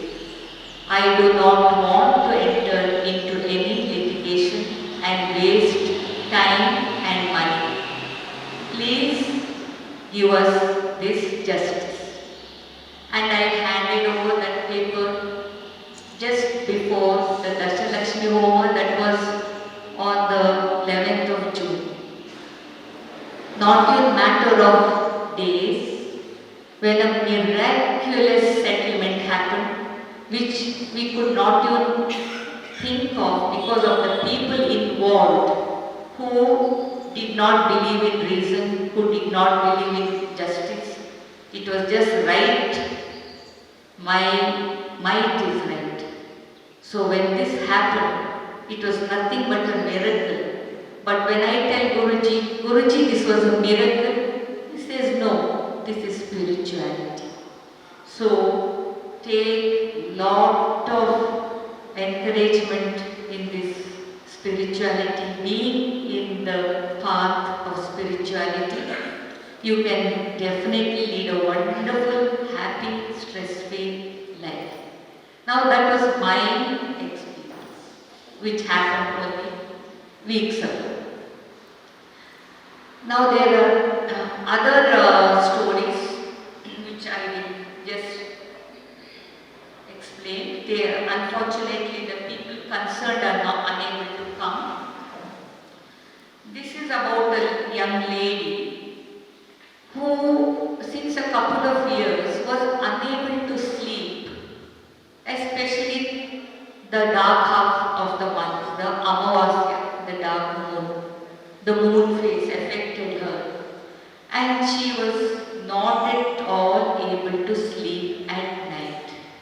She always felt there was somebody very close as hugging her. And she was petrified. She would switch on the lights and stay awake the whole night. She didn't divulge this to anybody because she thought who was going to believe me. Even as I say, many might think, how is that possible? So this continued for a very long time, and then finally, having read about some of my experiences, she came to me and asked, can Rishidev help me? I said, of course. There is always a solution in the spiritual realm. So how does it happen? How can Rishidev help? In Rishidev Foundation, Kannur, when there is such a problem, you are required to send your photograph. Whoever needs the help, that photograph is sent to a particular WhatsApp number, where they will analyze your energy. And that energy will be so precise. Like, for example, when we go to a hospital and ask for a body scan and you get the report, similar report will come to you, but this is all about energy. How your chakras are placed, how your 5 elements are in your body, in what proportion, how the Navagrahas are present. It's a spiritual language, but it is deep and profound and 100% workable. So this report came, and what do they see in that report? That there is a female energy in the auric field of this young lady, and that would never leave her. And during the dark moon phase, it was aggravated, and if that lady sat, that she felt the presence of that. She heard the sound of antlets, and she was to be so terrified. She had sleepless nights. So this photo analysis was done and sent to Guruji. He did a couple of thorough procedures for her, and instantaneously, in fact the very next day, the young lady calls to say, I am perfectly alright. So this is one of the testimonies which I have received. Now the other one, quite a different. Guruji specializes in ancestral liberation. Now in Kodagu, Kodavas are ancestral worshippers. So this concept will be very difficult for some, I am saying some, to accept, because many have accepted, and in their individual level they have liberated their ancestors and they have felt very good. So that does not mean you are disrespecting your ancestors. It just to liberate them from their suffering, and then go ahead and love them. Nobody is stopping you from loving and respecting your ancestors, remembering them. Please do, but liberation is an important, very, very important spiritual procedure in many, many, many cultures. So this is regarding liberation. Now Guruji does single liberation, which I did for my mother incidentally soon after the original, the usual ritualistic thing which we normally do. I went for Guruji's liberation as well. And then he does the 13th generation liberation and 18 and 56, 54. So in this case, this is a story of a mother with two sons. She lost her husband and the children were very small, two boys. The younger one was deeply affected by the loss of the father. And the older child managed. The younger child was moody and at times aggressive with the mother. And it was worrying the mother because she had to cope with so much as it is. She didn't know how to handle the child. So after some time, she noticed that certain mannerisms of her late husband was there in the little boy. The walking, the eating, certain gestures. But all the time she had to put up with the moodiness. But she wholeheartedly surrendered to Guruji and got the liberation done. During the liberation, this little boy got upset and he wept and wept and wept throughout and told Guruji, my hand is paining. My hand is aching, my hand is paining, and wept. Guruji all the time calmed him and said, let go, let go. It was the case where the father's soul was with the child and he was never allowed to move forward. Very soon after the liberation, in the matter of weeks, the child has done extremely well, gone abroad, settled most beautiful. The mother is at peace, very happy to see both the children doing so well. Now these are the two testimonies which have come, and I think I called our own Bindu. She has something very interesting to share as well. Rishidev has been very unique. It all began with my mother sending me a little book written by Sri Gopinathji, The Truth of Life. And reading that was something which was more than life-changing for me, because I realized that here is a teacher who tells you that you can become me. I don't know of any teacher who tells that you can become like me. So that was the important line that made me wonder, here is an ascended master amidst us, somebody who loves humanity and somebody who has no caste, creed or religious differentiation. He wants to help people to move forward. So that was when I said I have to meet Guruji. And I went and met Guruji, and ever since it's been a learning process. I've learned so many different things. I have been into healing for many years. I've done Reiki and everything. And that's when I realized that when Guruji came into my life, I realized that every other teacher who taught me, I'm deeply grateful to, because they were teaching me at a different level. They were teaching me at the first standard level, perhaps, spiritually I mean. Then there was the second standard, and so on and so forth. So every time you require a teacher, an ascended master, the divine energies make it possible for us.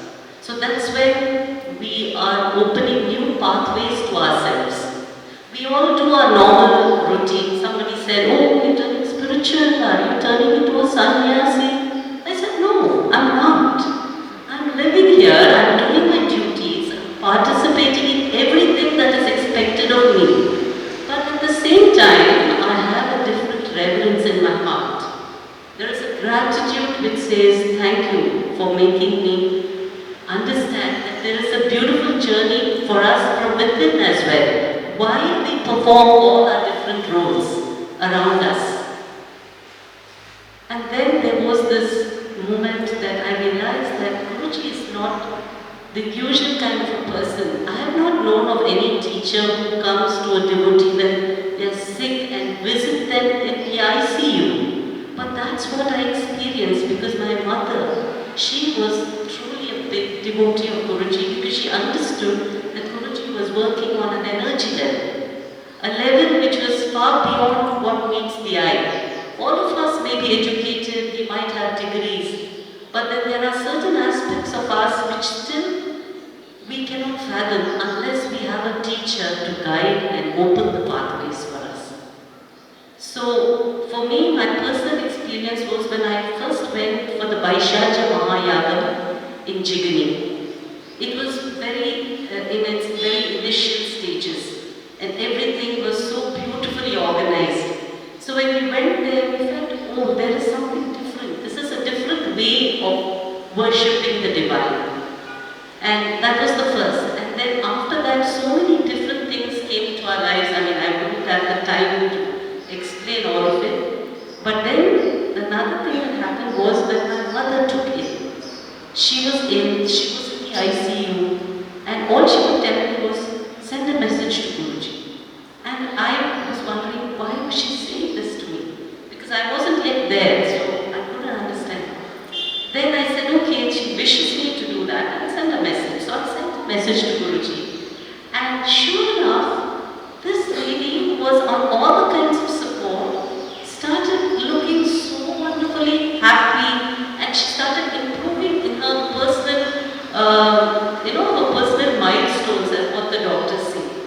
So that happened not once, but almost 3-4 times.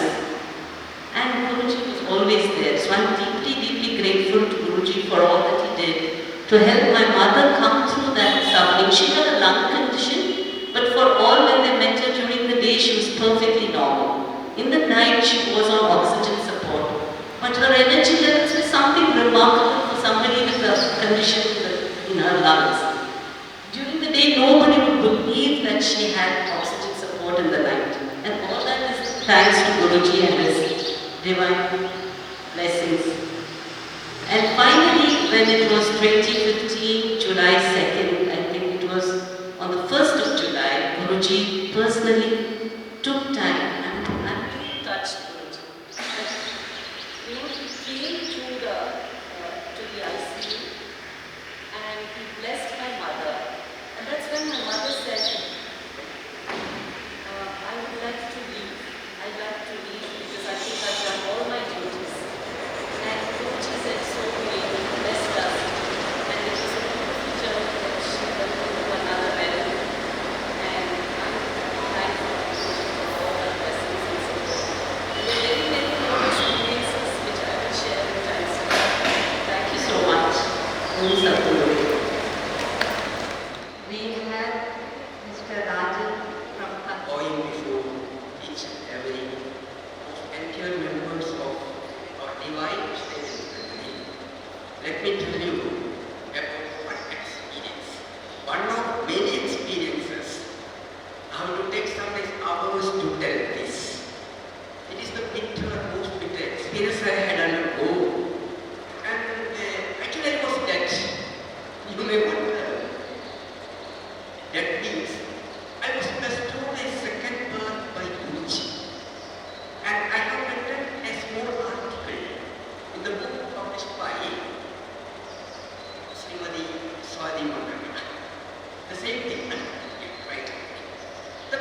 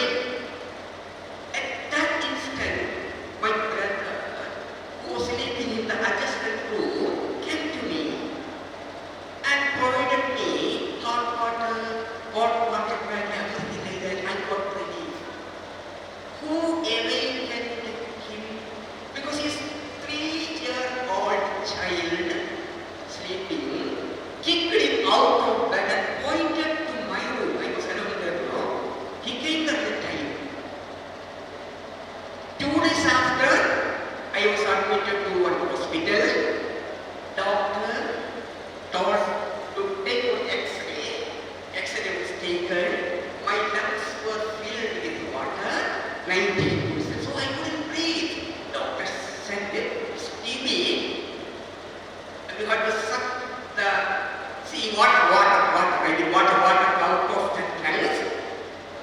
So you have to go to Kodagu, one hospital.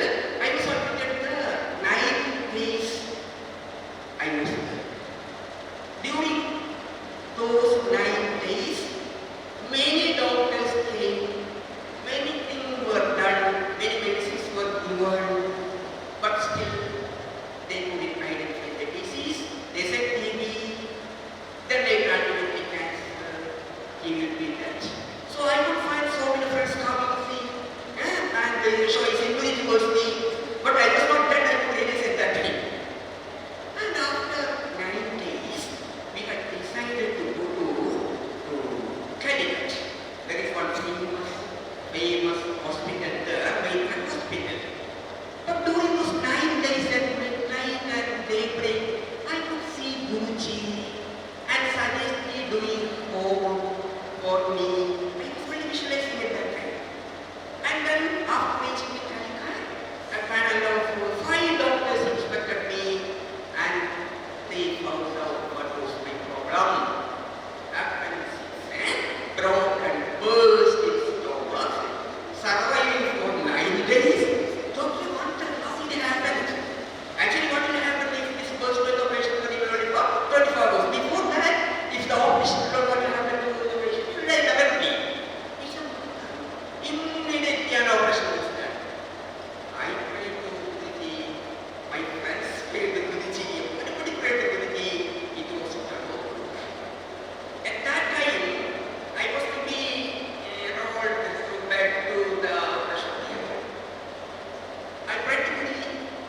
At the moment I could see Guruji closely chasing me to the operation theatre.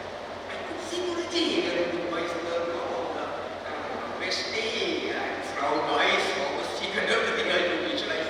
Even the breathing I felt. See, after reaching the operation theatre, doctor came and told me I am giving medicine to sleep, anesthesia. So he gave me. By that time, Guruji was looking at me on a stool. Guruji was looking at my face. Doctor and instruments, everyone like that. Once it was up, I lost my consciousness. 6 hours after, doctor called. Rajan, I was awakened after 6 hours. And then I realized I was not dead. Next morning, doctor came to my room and told my relatives, I don't know what happens. He was in the OP, consulting patients. Somebody is telling, why Rajan is kept in ICU? I was in ICU. I was in ICU. When I was a child of studying in the 8th standard, somebody told me about ICU. And that I had a desire to see who would be in ICU. Now I got the chance to be in ICU.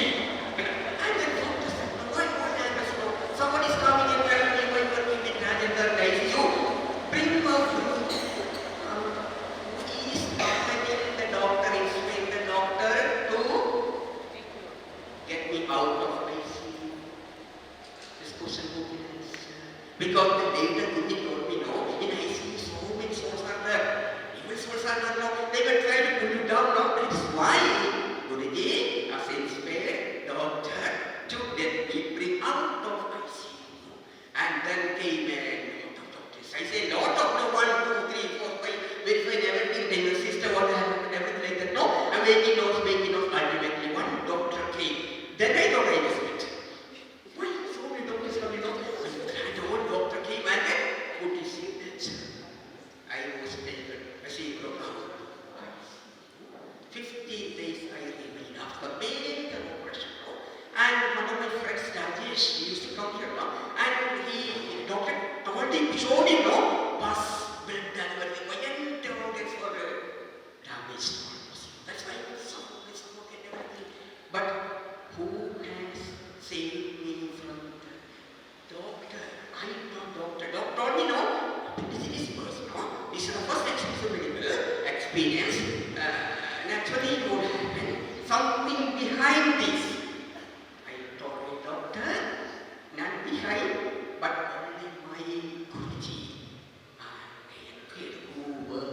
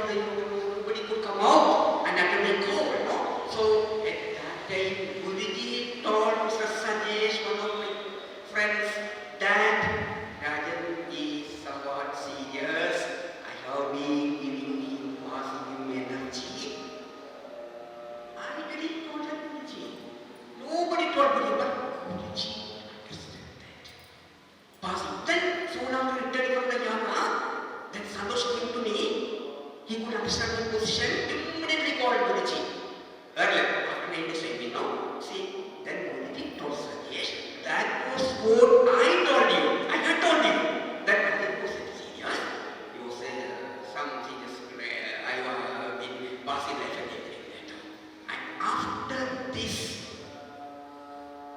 Even before that I got so many experiences. After this, I consulted my doctor after 50 days, a very small quantity of medicine, so especially. And then doctor asked me, rather no, in what case was there something different, strange. I couldn't believe what you told me at that time. And now what is the thing? Then I told him in detail about Guruji, his investigations, his contact, interaction, everything, and many people like us are doing and our the Homa that Guruji is permitting. And the doctor admitted that may take place. Because we are all instruments. We are all instruments. We can't predict what is happening, you know. In spite of so many investigations reported, the doctors themselves out there, nobody could understand the problem like that. 9 days I have been surviving with my happiness. I couldn't tell you how much of what was my condition at that time. Everything has happened in order as this day. It was all because our Guruji, as far as Guruji is concerned, is not mental. But we people know that it is a real water that is sacred. So many examples are there, but this time is already for telling this thing. So I prostrate myself before Guruji. Thank you. How wide was the benefits? Like how you have to radiate the radius of How wide? I think Guruji will be the best when surrounding Swarnamala, the Dashalakshmi Homa day. radius? Minimum will be 12 kilometers. 12 kilometers. Minimum.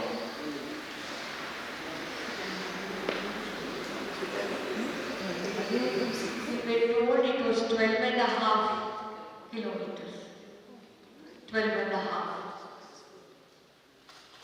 So if every house does Agnihotram, just imagine what Kodagu will be.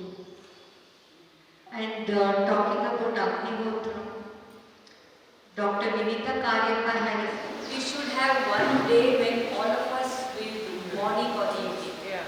One day, okay? So that we focus about the well-being of the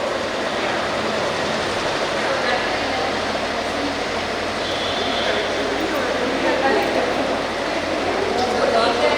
but it was something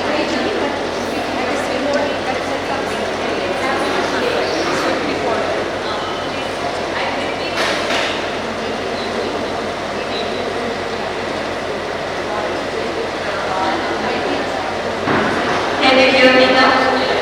So Vinitha Karyappa had a suggestion that since 87 houses are performing the Agnihotram, why not we agree on one particular day, morning or evening, and all of us collectively do in future, once a month at least. So I think that will help a lot. And if anyone else wants to learn, please contact me. I'll be very happy to teach you. And You choose the date. You coordinate the date. Once a month. You coordinate the date on the WhatsApp group. it's good for everybody to chant. And yesterday was a very interesting evening at home. Now, before we are adjourning for lunch, I just discuss with Guruji's blessings. As we were chatting, Reshma, Ashwin and Guruji, suddenly he gets a video call and they say, please Guruji, my daughter is going to have a baby, help her have a painless delivery. And Guruji is blessing and cleansing, and there's the video of the mother howling her head off, and soon the baby was born. We were witness to that divine thing. So the things that Guruji does for us is amazing. We can lead a fearless life. That is for sure. With our faith, as our energies are changing and the blockages are removed, we are all entitled to lead a fearless life. Dr. Dashalaga, in his speech, he told about farming vegetables in the house or the house coorgnews. So, I think that the idea what he has given about farming farming herbs, that also is actually a good idea.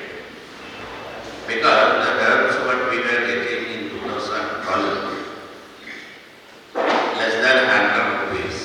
Almost all the herbs at that time was below 100 rupees. Almost 90% of the herbs were below 100 rupees per kg. But now almost all the herbs now more than 800, 900, 1,000, 1,200, 2,000 like that we are seeing. Because day by day the availability of the herbs are very less now.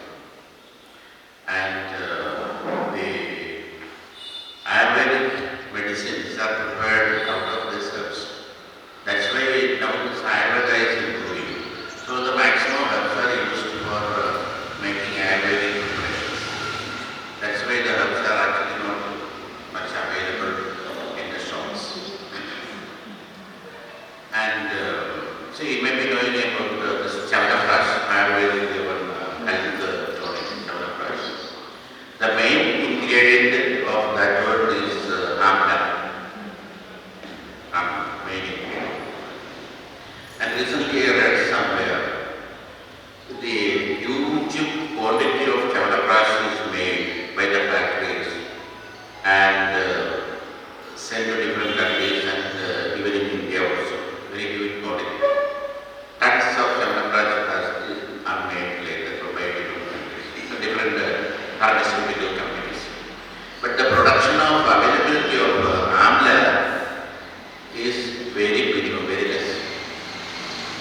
That means I think they may be using something else also in that instead of amla. So if herbs are not available, they may use some substitute for all that thing, which may not be good for us when we drink. So the idea of cultivating herbs are very good because it don't need pesticides. It can stand on its own capacity because it is a medicinal plant. And not only that, even around your house, whatever plants you plant there, you will never get a disease by which that plant can be used. This I have seen in many houses. Suppose you plant one particular herb, and the neighbors or some other people will come and take your plants. But you will, normally, most of the time, it may not be required because you are walking around that. Even that is releases that its value and it will be charged in the air and you are inhaling that by sitting there, walking around, protecting it, going, seeing and all. So it is not necessary for you to use that medicine anymore. That's why herbal plantation is very good. First thing, you get to know according to the present situation, very good prices available, prices there because it is mostly insufficient. Now most of these herbs what we are getting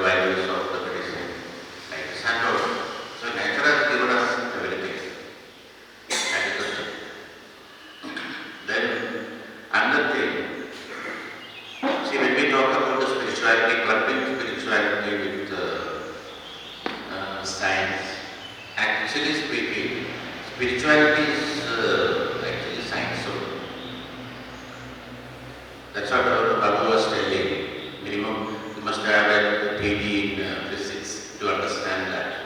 Because everything is energy. See, normally people say that God has created, those who believe in all these things. God has created everything, what we see around us. But actually, according to our theory, God has not created us. That God has not created. That God Himself manifested as the world. There is a lot of difference between the creation and the manifestation. He Himself manifested according to His will. Everything has happened like that. That's what we say always. But science they say to do various. But actually this body of this, once they decide something, once they give something, further they don't interfere with them. Suppose you have partitioned your property, you give it to your children. And normally what they do with that property, normally parents won't go and interfere there. Sometimes one person may be enhancing it, another person may be deteriorating it. So you can see this Mukesh Ambani and Anil Ambani. Both got the equal amount of companies, equal amount of everything. They shared 50-50. Then what happened later? Within 10 years, one person becomes bankrupt. Another person becomes the richest person on the earth. What is the difference? Even if you have money also, that doesn't mean that you can become rich. You will only spoil it certainly. So that is actually the thing. So when we don't have sufficient money, we may be thinking, if I get money, I can be somebody. But it is not that easy. Even if you get money also, you can be further down also. There are various, that's how we can say there are spiritual reasons for that, which is coming from the forefathers, ancestors, all those things will be done. And what we see around us, most of the time we may not be that correct, because we are analyzing according to the capacity of our Panchindriyas, 5 indriyas. What we see, what we hear, what we listen, what we taste, what the feeling, what we have. Accordingly, we understand and analyze everything. But most of the time, that may not be that correct. You need to see with your own eye, in not necessarily that it should be correct. So you see the railway track. When you stand at one end of the one place on the railway platform and look at the track, you find after some time the track is joining together and becoming a piece like that. You can see, you might have experience like that. But it is an illusion. Suppose on the summer day, if you stand on the roadside, after some day, after some distance on the road, there is too hot, you feel water is available there. Some people call it as mirage or something like that in the deserts, it is available there. So, even if you believe also, when you see with your eyes, that doesn't mean that, because whatever we see, hardly 10% will be understand. Whatever we see, hardly 10% we understand. Out of that, how many percent will be registered? Maybe 1 or 2%. That also will go off after a week. If you don't do the manana, the repetition, if you don't remember, it will go off. Then what we think we can claim that I have seen or I have learned or I have done like this. There is nothing like that. Then what is actually required? Because when you enter into the energy field, that's what our philosophy is, the energy rules the world. Everything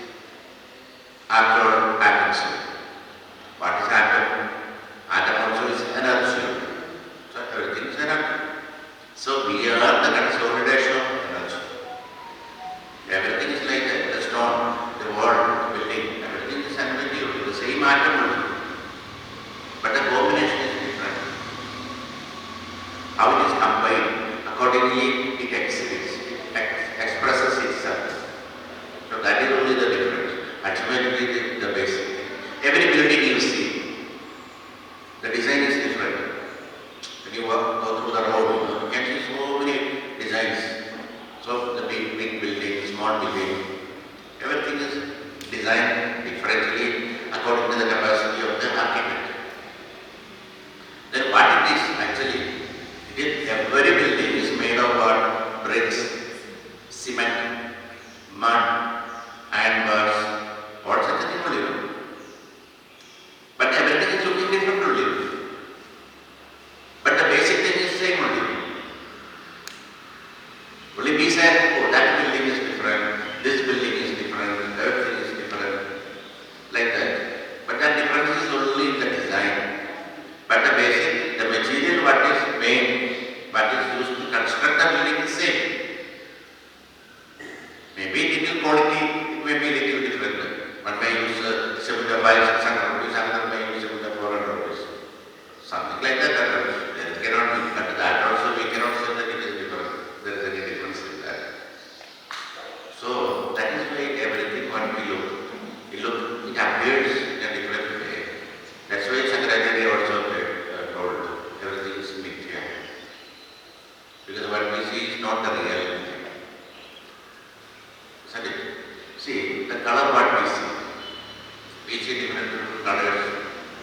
But I surrender that dogs don't see any color. Dogs, they cannot see any color. Many animals cannot see any color. So the perception about the world, if dog can explain or dog can write how he sees the world, he will give a totally different explanation, to us. And we will see, you are telling all wrong things. Then dog will tell, see, whatever I am telling you, or whatever I am writing to you, everything, what I am seeing directly with my eye. With my both eyes I am seeing it. And I am seeing that. That's what only I am doing. And you say it is red. You say it is blue.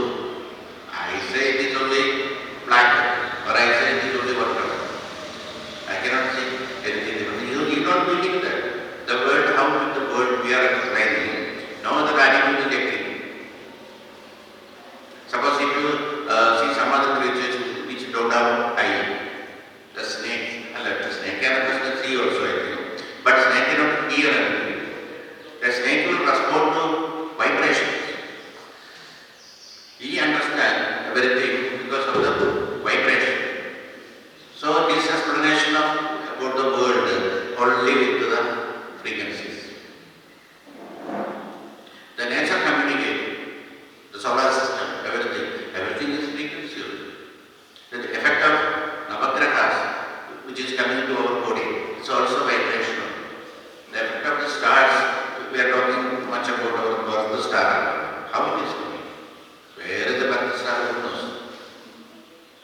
So, then how it is affecting? That frequency that matters. So that is actually little beyond the atomic structure. Atom can be the sound we say, light we say, it can be waveform also, it can be particle also, photons, isn't it? So it is like that. So everything in the universe, when you go to the deeper level, everything is science. Then where is the spirituality? And where is, that's all the truth what we say. And everything is starting from there only. So, that's why one should know little physics to understand all these things properly. And instead of that, what we go very peripheral way for everything. See, the mind has the power. How many of us, because mind have a tremendous power of attraction. Maybe at a smaller level, you may be doing it, you might have experience. Whatever you want.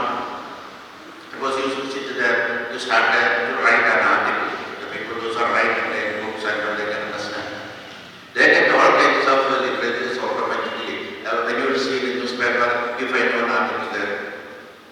You take it and keep with you. When you are front, there you go to a magazine. When you open, you go to the subject what is related with your article, what you are planning is available with him. Then you ask him to take that one, give you. Like this. The picture of mind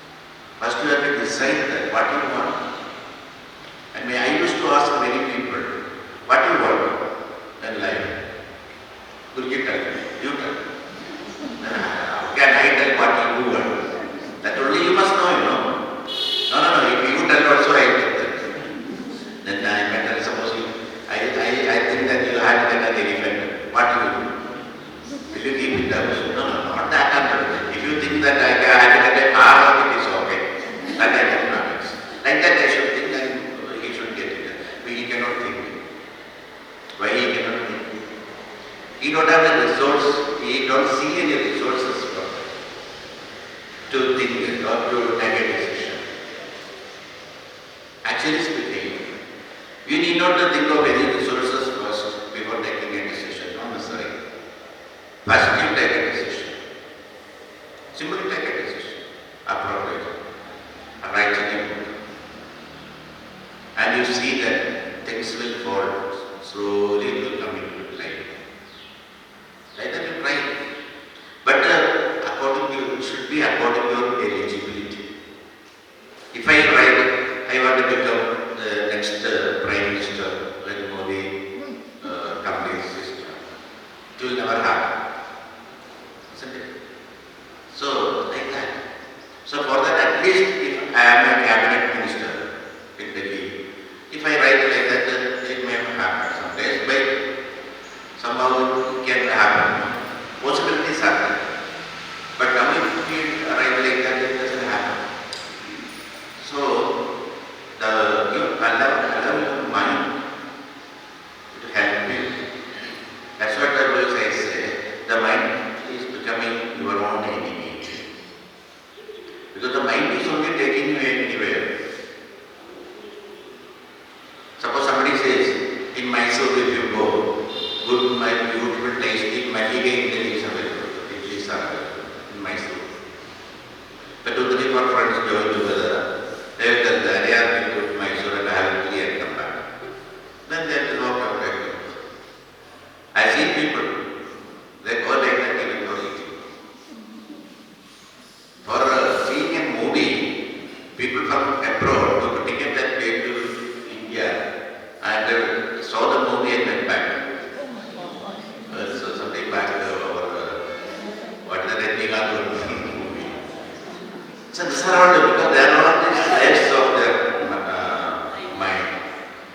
Slaves of the mind. You don't become the slave of your mind.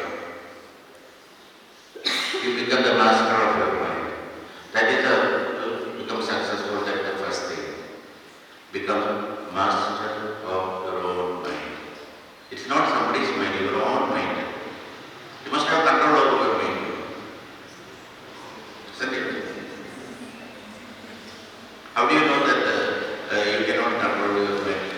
Do you have any idea? Whether you can control your mind?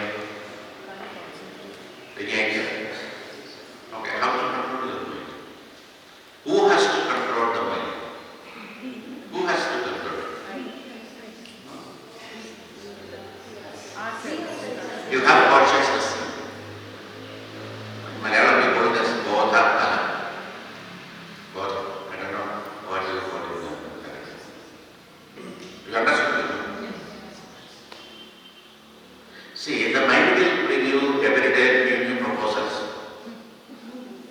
Every day it will come new proposals. I have to do that, I have to do that, I have to apply that, I have to make that. So many things will happen. And one by one we try to execute. Whether it is useful to us. It may be useful today, but whether it will be useful tomorrow, we don't know. We don't know. Why we are suffering? Nobody wanted to suffer. Nobody wanted to cry. Nobody wanted to suffer. Everybody wanted happiness. Everybody wanted to enjoy. Everybody wanted to be profitable. Everybody wanted to be anything, everything. All good things in life we want. Is there anybody who don't want to good things in life? No. Everybody wants good things in the life. Then why we are suffering? Why? Who is stopping it? Is it your neighbor? Or is it your family members? Or is it somebody, some external agencies setting and creating problem for you? No. Never. It is all your own mind. It is creating problem for you. I tell you one example. One school teacher, he retired. He got almost 21 lakhs as pension money. So it was in Canara Bank. Canara Bank. So one fine morning, 2-3 people came to his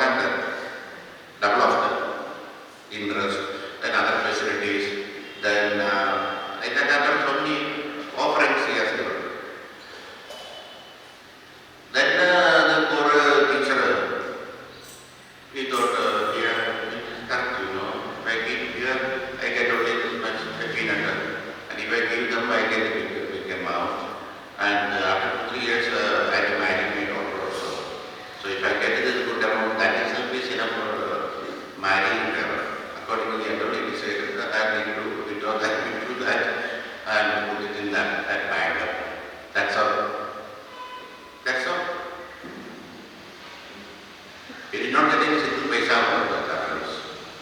Then, who is the villain here in this? Is the people those who came and asked him? Then, is the neighbor? Is the family members or the children who are getting married? No. It is all his own mind. His own mind. He only took the decision. Nobody else. Nobody else. He only gave himself to it. Because he only came and tried in front of me and told, this is the thing happened. Now what is like this? Then I told him this small solution. I think some 1 lakh rupees he got from that. That's that was a very difficult. See, that's why. Then what is the problem? If he was thinking, Canada Bank is nationalized bank, and my money is secured, and this particular thing recently started. How can I believe that? That thought did not come in his mind. That thought did not come in his mind. He was thinking about the money, the profit, what is the extra interest, what is getting. That was his interest. He was only looking onto that. I get this many lakhs every year. Only that he was thinking. So then who is actually the culprit? His own mind only. Then how can you believe your own mind? And how can you believe your own mind? At one point of time that can take you to teaching. Isn't it? Your own mind can put you in teach. Something like that. That is it. Recently, somebody asked about pardoning his enemies. He asked, it is very difficult for me to pardon. Why? He did something by which my business not out. Okay, then what you did? I started another business.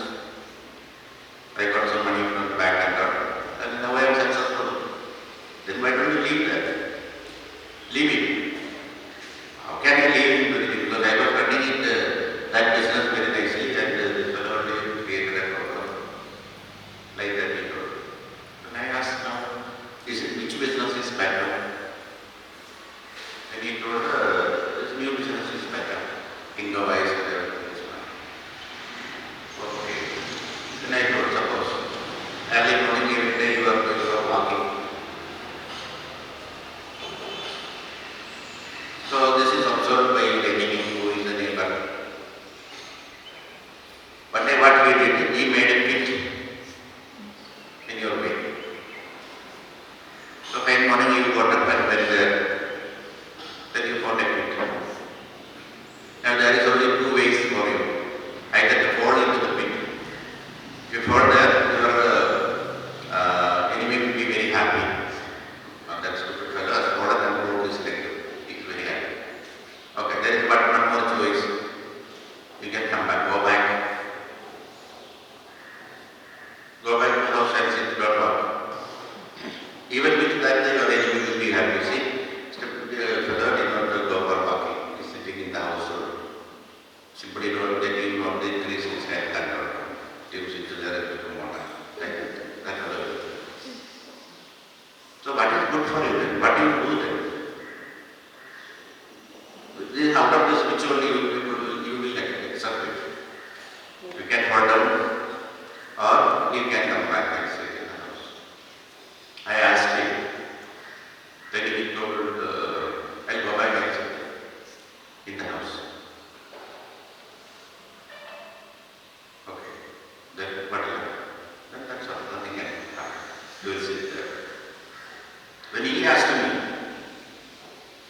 in place of, because I already made the story and asked him. So he asked, in place of me, when he was there, if you were walking, if the same picture has happened, what do you do? Then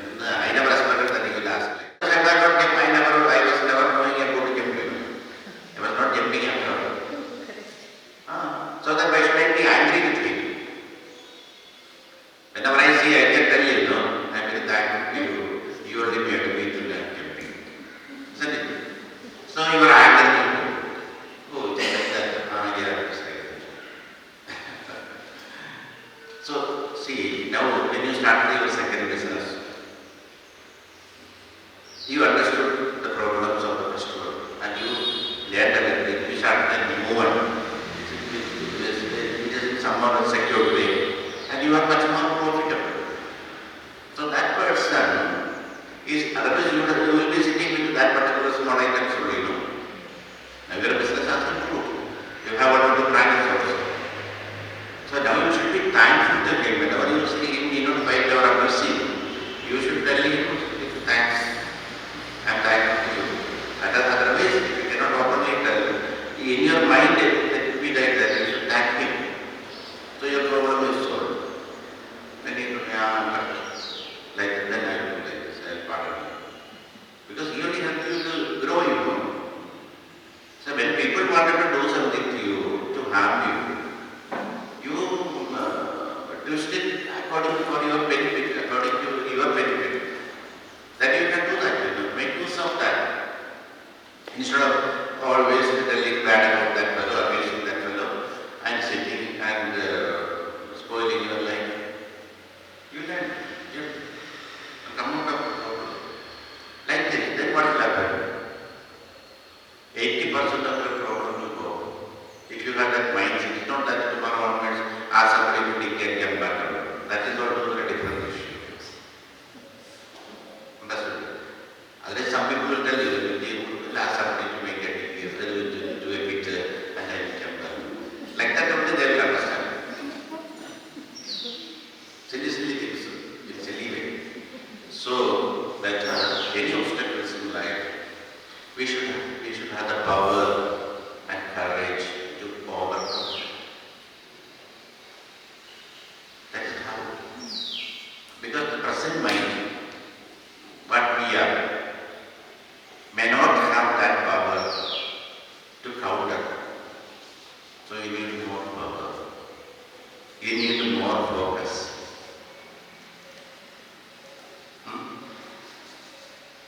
So the spiritual sadhana can help you to improve your focus. So that what will happen? The decisions what you will make will be perfect. The decisions will be very perfect. Now the latest technology for cracking the or breaking the stones in rocks, there is some chemical. They drill little small ball and put some chemical and fill it. Yesterday morning it all will break. Just so, which is a small chemical, small ball they make. See, like that your decision should work. Once you take a decision, it's all around you. The situation should be positive for it. That is the power of decision. You take a decision properly.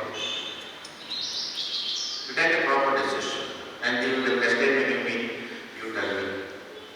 If it doesn't work, I will tell you. It will work. With so many people who say. Even I myself also tried many times. It happens. But only the daily morning, suppose you planted one small tree, planted one saplings. And after 3-4 days you had a doubt whether the root or the smoke is coming out. How you have to plug it? Oh, all roots are there. Then put it back. It will not happen like that. So same way, whatever you take a decision, you need not to repeat again. So you take it and leave it. Then you be with your own things. And you will say that it will happen. Even if you can give a time also, it should happen within that place. If it is genuine, you will decide that if you are eligible for that, definitely it will happen. Maybe due to some reasons, here and there, maybe not working. But if you take a proper decision, it will happen. There is no doubt. But because the main problem with people, they don't know how to take a decision. When a person don't know how to take a decision, how to implement that?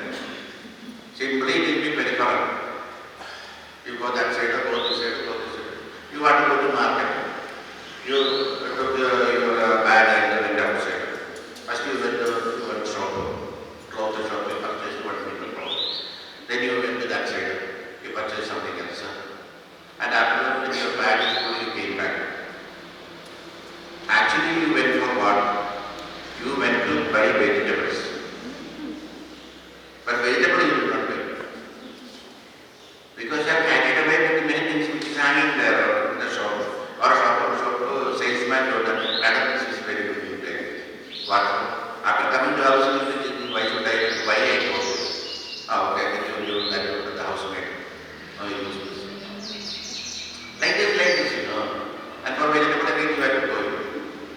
Or you have to send someone else. So this is the way things work. If you are decided that I have to go and buy vegetable, you have to go and buy vegetable only. Then only you go for a side business.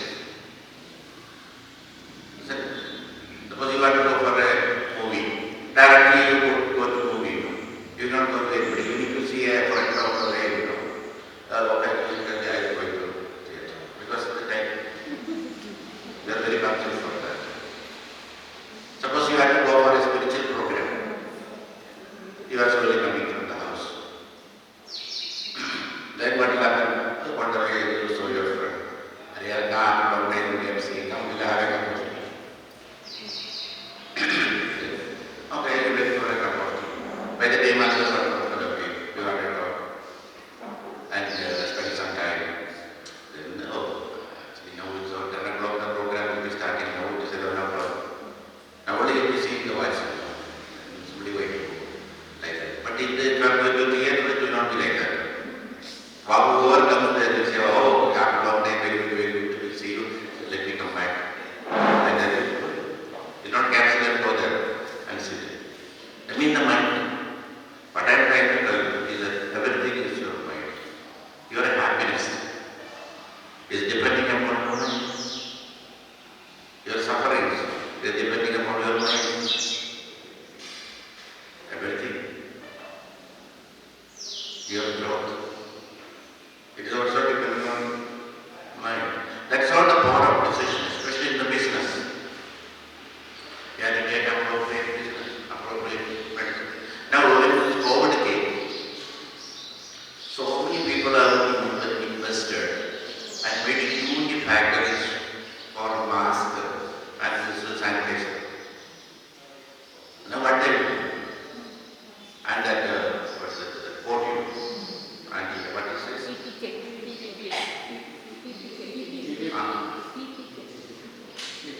The kit. Okay. Now what are companies are doing? How many people do so many people are working? But they are having invested huge amount for that. So many people, many factories are closed just like that. Some people, wise people, they have started to manufacture other licenses and started to manufacture other things.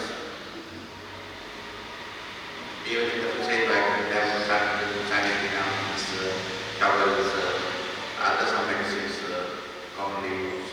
What that thing they have started? Soap, people have started. Now they are surviving because those who are earlier desired exclusively to make masks, that the machine and all, that is economic issue.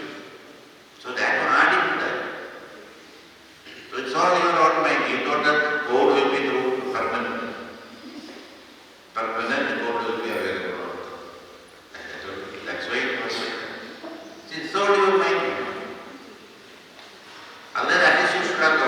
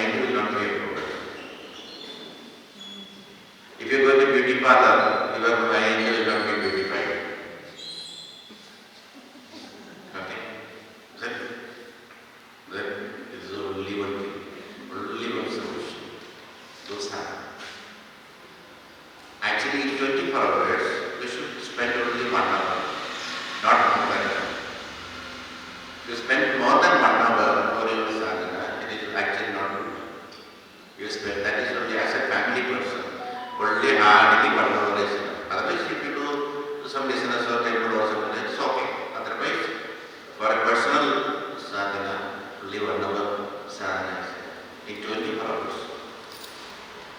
I know people that go from morning 5 hours and do sadhana, evening also they do. That kind of no use. See, your purpose is not that on earth. Here you have to do other karma, which will be good for you, good for your family, and good for the society. So, this is the thing. See, many people they feel, so many hours. And actually, this married people are not. There is no problem for even married, living with family, living with children, by doing a business. You can practice sadhana properly. There is no problem in that. So much time and everything should be proper. Should empower your mind. It has to enhance your talents. In whichever field you are working, you have to be number one in that. Whichever field. You may be a farmer, you may be a scientist, you may be a doctor, you may be an engineer. Even if they practice sadhana, they don't become sannyasi. They become very good. Nobody can become a sannyasi simply just like that. And whatever field you are working, you can be number one in that. You can be a good physician. You can become a good dentist. You can become a good farmer. You can become a good housewife. You can become a good father. You can become a good son. In every area, wherever you are there, you can be number one. For that, today, we are asking you to learn or practice sadhana. That also maximum 1 hour per day. Per time is per 24 hours. Only that much is enough. See, for your own health. See, people will tell about their husband, wife, children, parents. People are living for others, especially ladies, and most of them are living for other family members. They forget about all their wellness, health-wise, they don't bother, wealth-wise, everything. And they don't have any opinion. All these things in the house. So, at least you spend 1 hour for your own wellness. 23 hours you spend for others, but 1 hour you spend for your own wellness. When you are bedridden, when you are sick, it is very difficult, I tell you. Whoever was, one gentleman, he was, morning he used to take breakfast in Bangalore, he goes to Calcutta in the evening, lunch will be in Calcutta, dinner will be in Delhi, and the next day breakfast will be in Singapore, like that one gentleman. Now he is bedridden. No Singapore also, no Calcutta also, no family also. There is sadhana when he was going up and down always, he never thought that we are there in our, we are there in our house. He comes like a guest, and yesterday morning he will be busy, he will be going. Even his wife says that these people come and give you. And he is requesting me, can you please tell my people to at least give me food on time. I only made everything for them. These all things what this house is made by me. These cards are made by purchased by me. I have given everything, but now they don't bother. See, I told, instead of giving all the material benefits like that, you would have given little love to your wife, to your children, to establish the relationship, not the money. Money may not establish the relationship, only the love can establish. Oh, what to do now? No, I cannot love also. I'm like this. That's what it is. What to do? So these are not the problems. These are not the problems. So, better. See, first you have to be healthy. That's why I used to advise. See, in the aircraft, when you are traveling, suppose if any depression in the aircraft happens, the first mask, what you, suppose you are with your wife and children, or something like that. But the first mask, what is coming to you, you have to put it.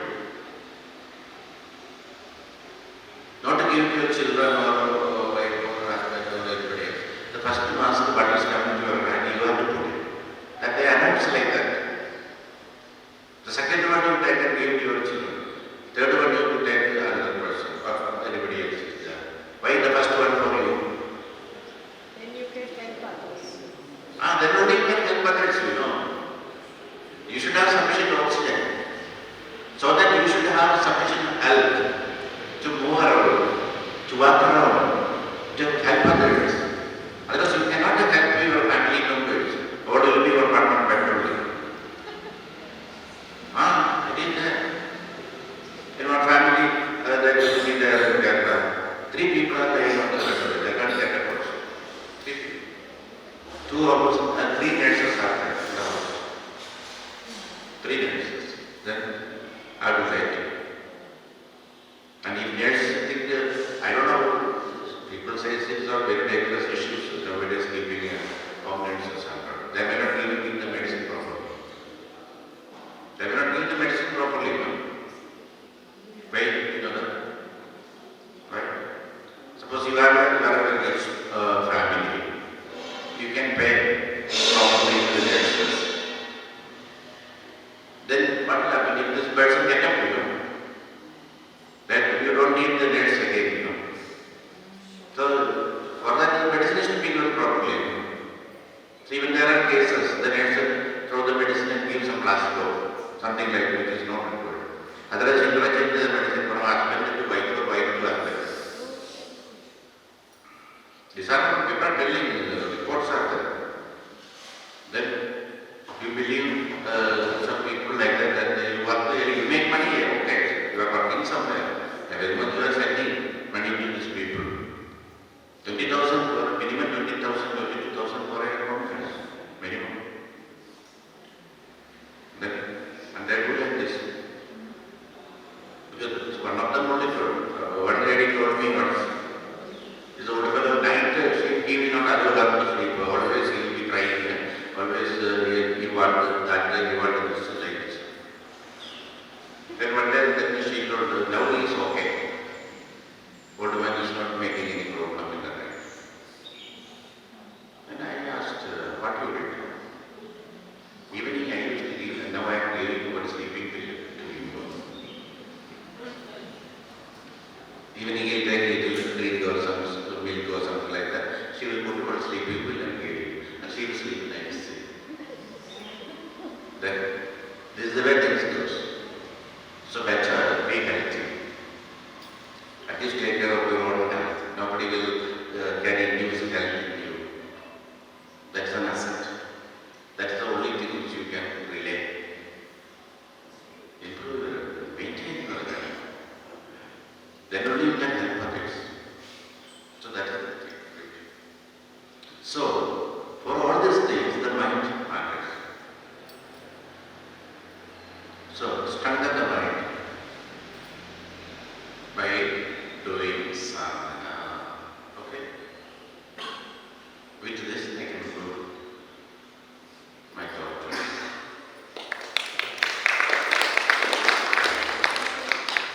The blessing of Guruji and the permission of Seetha. See, once again I am standing before you. We are going to celebrate Onam from Kodagu. The date in the presence of fellow with Guruji. The date is 20th of this month, from 10 to 2. We humbly, cordially invite all of you to participate on behalf of Kerala devotees. The other important event is that next February 1st, 2024, one temple is there in Rishikesh Mandir. When you know Kannur, Guruji has consecrated. 3 consecrations are going to take place. 3 deities, Vaishwanaya, Parashakti Bhadragali, Amma, Naga Lishmi Devi. The date is fixed on February 1st, 2024. You are also the permission of Guruji, and on behalf of everyone there, you are also cordially invited to participate. The other thing I am interested to present before you, especially by suggest is that we require a total estimate expense of 25 to 30 lakhs. So I thought they requested me to present it before you, and I already told suggested that at present we are renting the temple there because of the help, sevas, almost everything done by people of Sri Lanka, still I would like to present it for you that person. And you please take part in everything. Anyway, I think no, we people from Kerala because Guru is going to transform this Coorg into a heaven, Swargaraja. Let it be so. We have to come from there to enjoy this Swargaraja. Anyway, at this last moment, I humbly request you to be there in time to enjoy the moment, the divine presence of our Sadguru, Krishna and Sanchi. Let me conclude. Thank you. Thank you.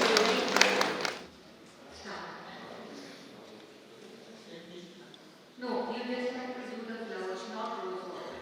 Yes, only water.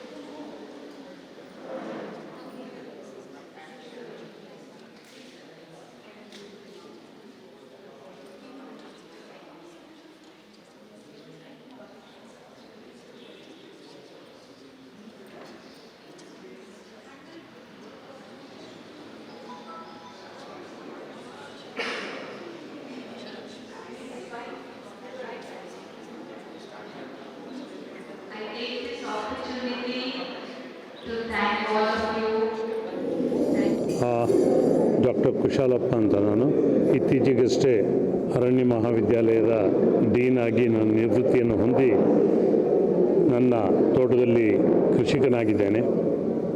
ಈ ಒಂದು ಮೂಮೆಂಟ್ನಲ್ಲಿ ನಾನು ಯಾವ ಕಾರಣಕ್ಕಾಗಿ ಸೇರಿಕೊಂಡೆ ಅಂತ ಹೇಳಿದರೆ, ಮುಖ್ಯವಾಗಿ ನನ್ನಲ್ಲಿ ಒಂದು ವೈಯಕ್ತಿಕವಾದಂತಹ ಬದಲಾವಣೆ ಬೇಕು ಅಂತ ಹೇಳ್ತಕ್ಕಂತಹ ನಿಟ್ಟಿನಲ್ಲಿ ನಾನು ಈ ಮೂಮೆಂಟಿಗೆ ಬಂದು ಪ್ರತಿನಿತ್ಯ ನಾನು ಪ್ರಾಣಾಯಾಮದ ಒಂದು ಕ್ರಿಯೆಯನ್ನು ಮಾಡ್ತಾ ಬಂದಿದ್ದೇನೆ. ಅದರಿಂದ ಪ್ರಯೋಜನವಾಗಿದೆ. ತದನಂತರ ನಡೀತಕ್ಕಂತಹ ಹೋಮಗಳಲ್ಲಿ ವೈಜ್ಞಾನಿಕ ಹಿನ್ನೆಲೆಯನ್ನು ಹುಡುಕುವಂಥ ಪ್ರಯತ್ನವನ್ನು ನಾನು ಪ್ರಾರಂಭ ಮಾಡಿದ್ದೇನೆ. ಯಾಕೆಂದರೆ ನಮ್ಮ ದೇಶದಲ್ಲಿ ಅನಾದಿ ಕಾಲದಿಂದಲೂ ನಡೆದು ಬಂದಿರತಕ್ಕಂತಹ ಈ ನಮ್ಮ ಭಾರತೀಯ ಪದ್ಧತಿಗೆ ವೈಜ್ಞಾನಿಕ ಉತ್ತರಗಳು ಕೆಲವು ಬೇಕಿದ್ದಂಥ ಪ್ರಶ್ನೆಯಲ್ಲಿ ಈ ಒಂದು ಪ್ರಯತ್ನದಲ್ಲಿ ಏನು ದಶಲಕ್ಷ್ಮಿ ಹೋಮ ಇಲ್ಲಿ ನಡೀತು, ಅದು ವೈಯಕ್ತಿಕವಾಗಿ ನಮ್ಮ ಜನಾಂಗಕ್ಕೆ ಮತ್ತು ಕೊಡಗು ಜಿಲ್ಲೆಗೆ ಒಂದು ಉತ್ತಮವಾದಂತಹ ಪರಿಸರವನ್ನು ನೀಡುತ್ತೆ ಅನ್ನುವಂತಹ ಒಂದು ಪ್ರಯತ್ನದಲ್ಲಿ ನಾನು ಈ ಒಂದು ಪ್ರಯೋಗವನ್ನಂತಲೇ ಹೇಳಬೇಕು ಮಾಡಲಿಕ್ಕೆ ನಾನು ಮುಂದಾಗಿದ್ದೇನೆ. ಬಹಳ ಬೇಗ ಇದು ಹೇಳಲಿಕ್ಕಾಗೋದಿಲ್ಲ. ನನ್ನ ವೈಯಕ್ತಿಕವಾಗಿ ನಾನು ಪ್ರಾಣಾಯಾಮ ಮತ್ತು ಇತರ ಕ್ರಿಯೆಗಳಿಂದ ಪ್ರಯೋಜನವನ್ನು ಪಡ್ಕೊಂಡಿದ್ದೇನೆ. ಮುಂದಿನ ದಿವಸದಲ್ಲಿ ಇದಕ್ಕೆ ನಮ್ಮ ಪರಿಸರದ ಮೇಲೆ ಏನು ಪ್ರಯೋಗ ಅಥವಾ ಪರಿಣಾಮ ಆಗುತ್ತೆ ಅನ್ನುವಂಥದ್ದನ್ನು ನೋಡಲಿಕ್ಕೆ ಬಹಳ ಕುತೂಹಲಕಾರಿಯಾಗಿದ್ದೇನೆ. ಹಾಗೂ ಮುಂದಿನ ದಿವಸಗಳಲ್ಲಿ ಡಾಕ್ಟರ್ ಕೃಷ್ಣ ಮಾದಪ್ಪನವರು ಏನು ಇಲ್ಲಿ ವೈಜ್ಞಾನಿಕ ಹಿನ್ನೆಲೆಗಳನ್ನು ಅವರು ಹುಡುಕ್ತಾ ಹೊರಟಿದ್ದಾರೆ, ಅವರೊಂದಿಗೆ ಸಂಪರ್ಕವನ್ನು ಬೆಳೆಸಿ ಮುಂದಿನ ದಿವಸಗಳಲ್ಲಿ ಏನು ಇದರಿಂದ ಪ್ರಯೋಜನ ಆಗುತ್ತೆ. ಈಗ ದಶಲಕ್ಷ್ಮಿ ಹೋಮದ ಒಂದು ಪ್ರಯೋಜನ 12.5 ಕಿಲೋಮೀಟ್ರ್ ತನಕ ಹೋಗುತ್ತೆ ಅಂತ ಹೇಳುವಂತಹ ಮಾಹಿತಿ ಇದೆ. ಅದು ಯಾವ ರೀತಿಯಲ್ಲಿ ಆಗ್ಬೋದು, ಯಾಕೆಂದರೆ ಎಲ್ಲವೂ ಕೂಡ ಎನರ್ಜಿ ಲಿಂಕ್ಡ್. ಇದು ನಾವು ಇರೋದು ಕೂಡ ನಮ್ಮ ಎನರ್ಜಿ ಲಿಂಕ್ ಮುಖಾಂತರನೇ. ಹಾಗಾಗಿ ಇದೆಲ್ಲವೂ ಕೂಡ ಈ ಎನರ್ಜಿಯನ್ನು ಮೆಷರ್ ಮಾಡ್ತಕ್ಕಂಥದ್ದು, ಅದರಲ್ಲಿ ಆಗ್ತಕ್ಕಂಥ ಮಾರ್ಪಾಡುಗಳನ್ನು ಗುರುತಿಸ್ತಕ್ಕಂಥ ಪ್ರಯತ್ನ ಆಗಿರೋದರಿಂದ ನಾನು ಈ ಒಂದು ಕಾರ್ಯದಲ್ಲಿ ನಾನು ಕೂಡ ಭಾಗಿಯಾಗಿದ್ದೆ.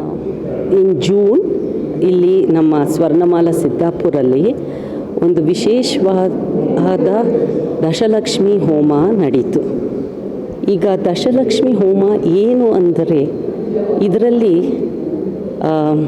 ಮೆಡಿಸಿನಲ್ ಹರ್ಬ್ಸ್ ತುಂಬಾ ಪ್ರಯೋಗಿಸ್ಬಿಟ್ಟು ನಮ್ಮ ಋಷಿದೇವ್ ಶ್ರೀ ನರೇಂದ್ರನವರು ನಮ್ಮ ಭೂಮಿಗೆ, ನಮ್ಮ ಕೊಡಗು ಡಿಸ್ಟ್ರಿಕ್ಟ್ಗೆ, ನಮ್ಮ ಜನಸಂಖ್ಯೆಗೆ ಒಳ್ಳೆಯದಾಗಲಿ ಅಂತ ದೇವರಿಗೆ ಬೇಡಿಕೊಂಡು ನಮ್ಮನ್ನೆಲ್ಲ ಒಂದು ಸಮೂಹದಲ್ಲಿ ಸೇರಿ ನಾವು ಮಾಡುವಂಥ ಒಂದು ಅನುಗ್ರಹ ಕೊಟ್ಟರು.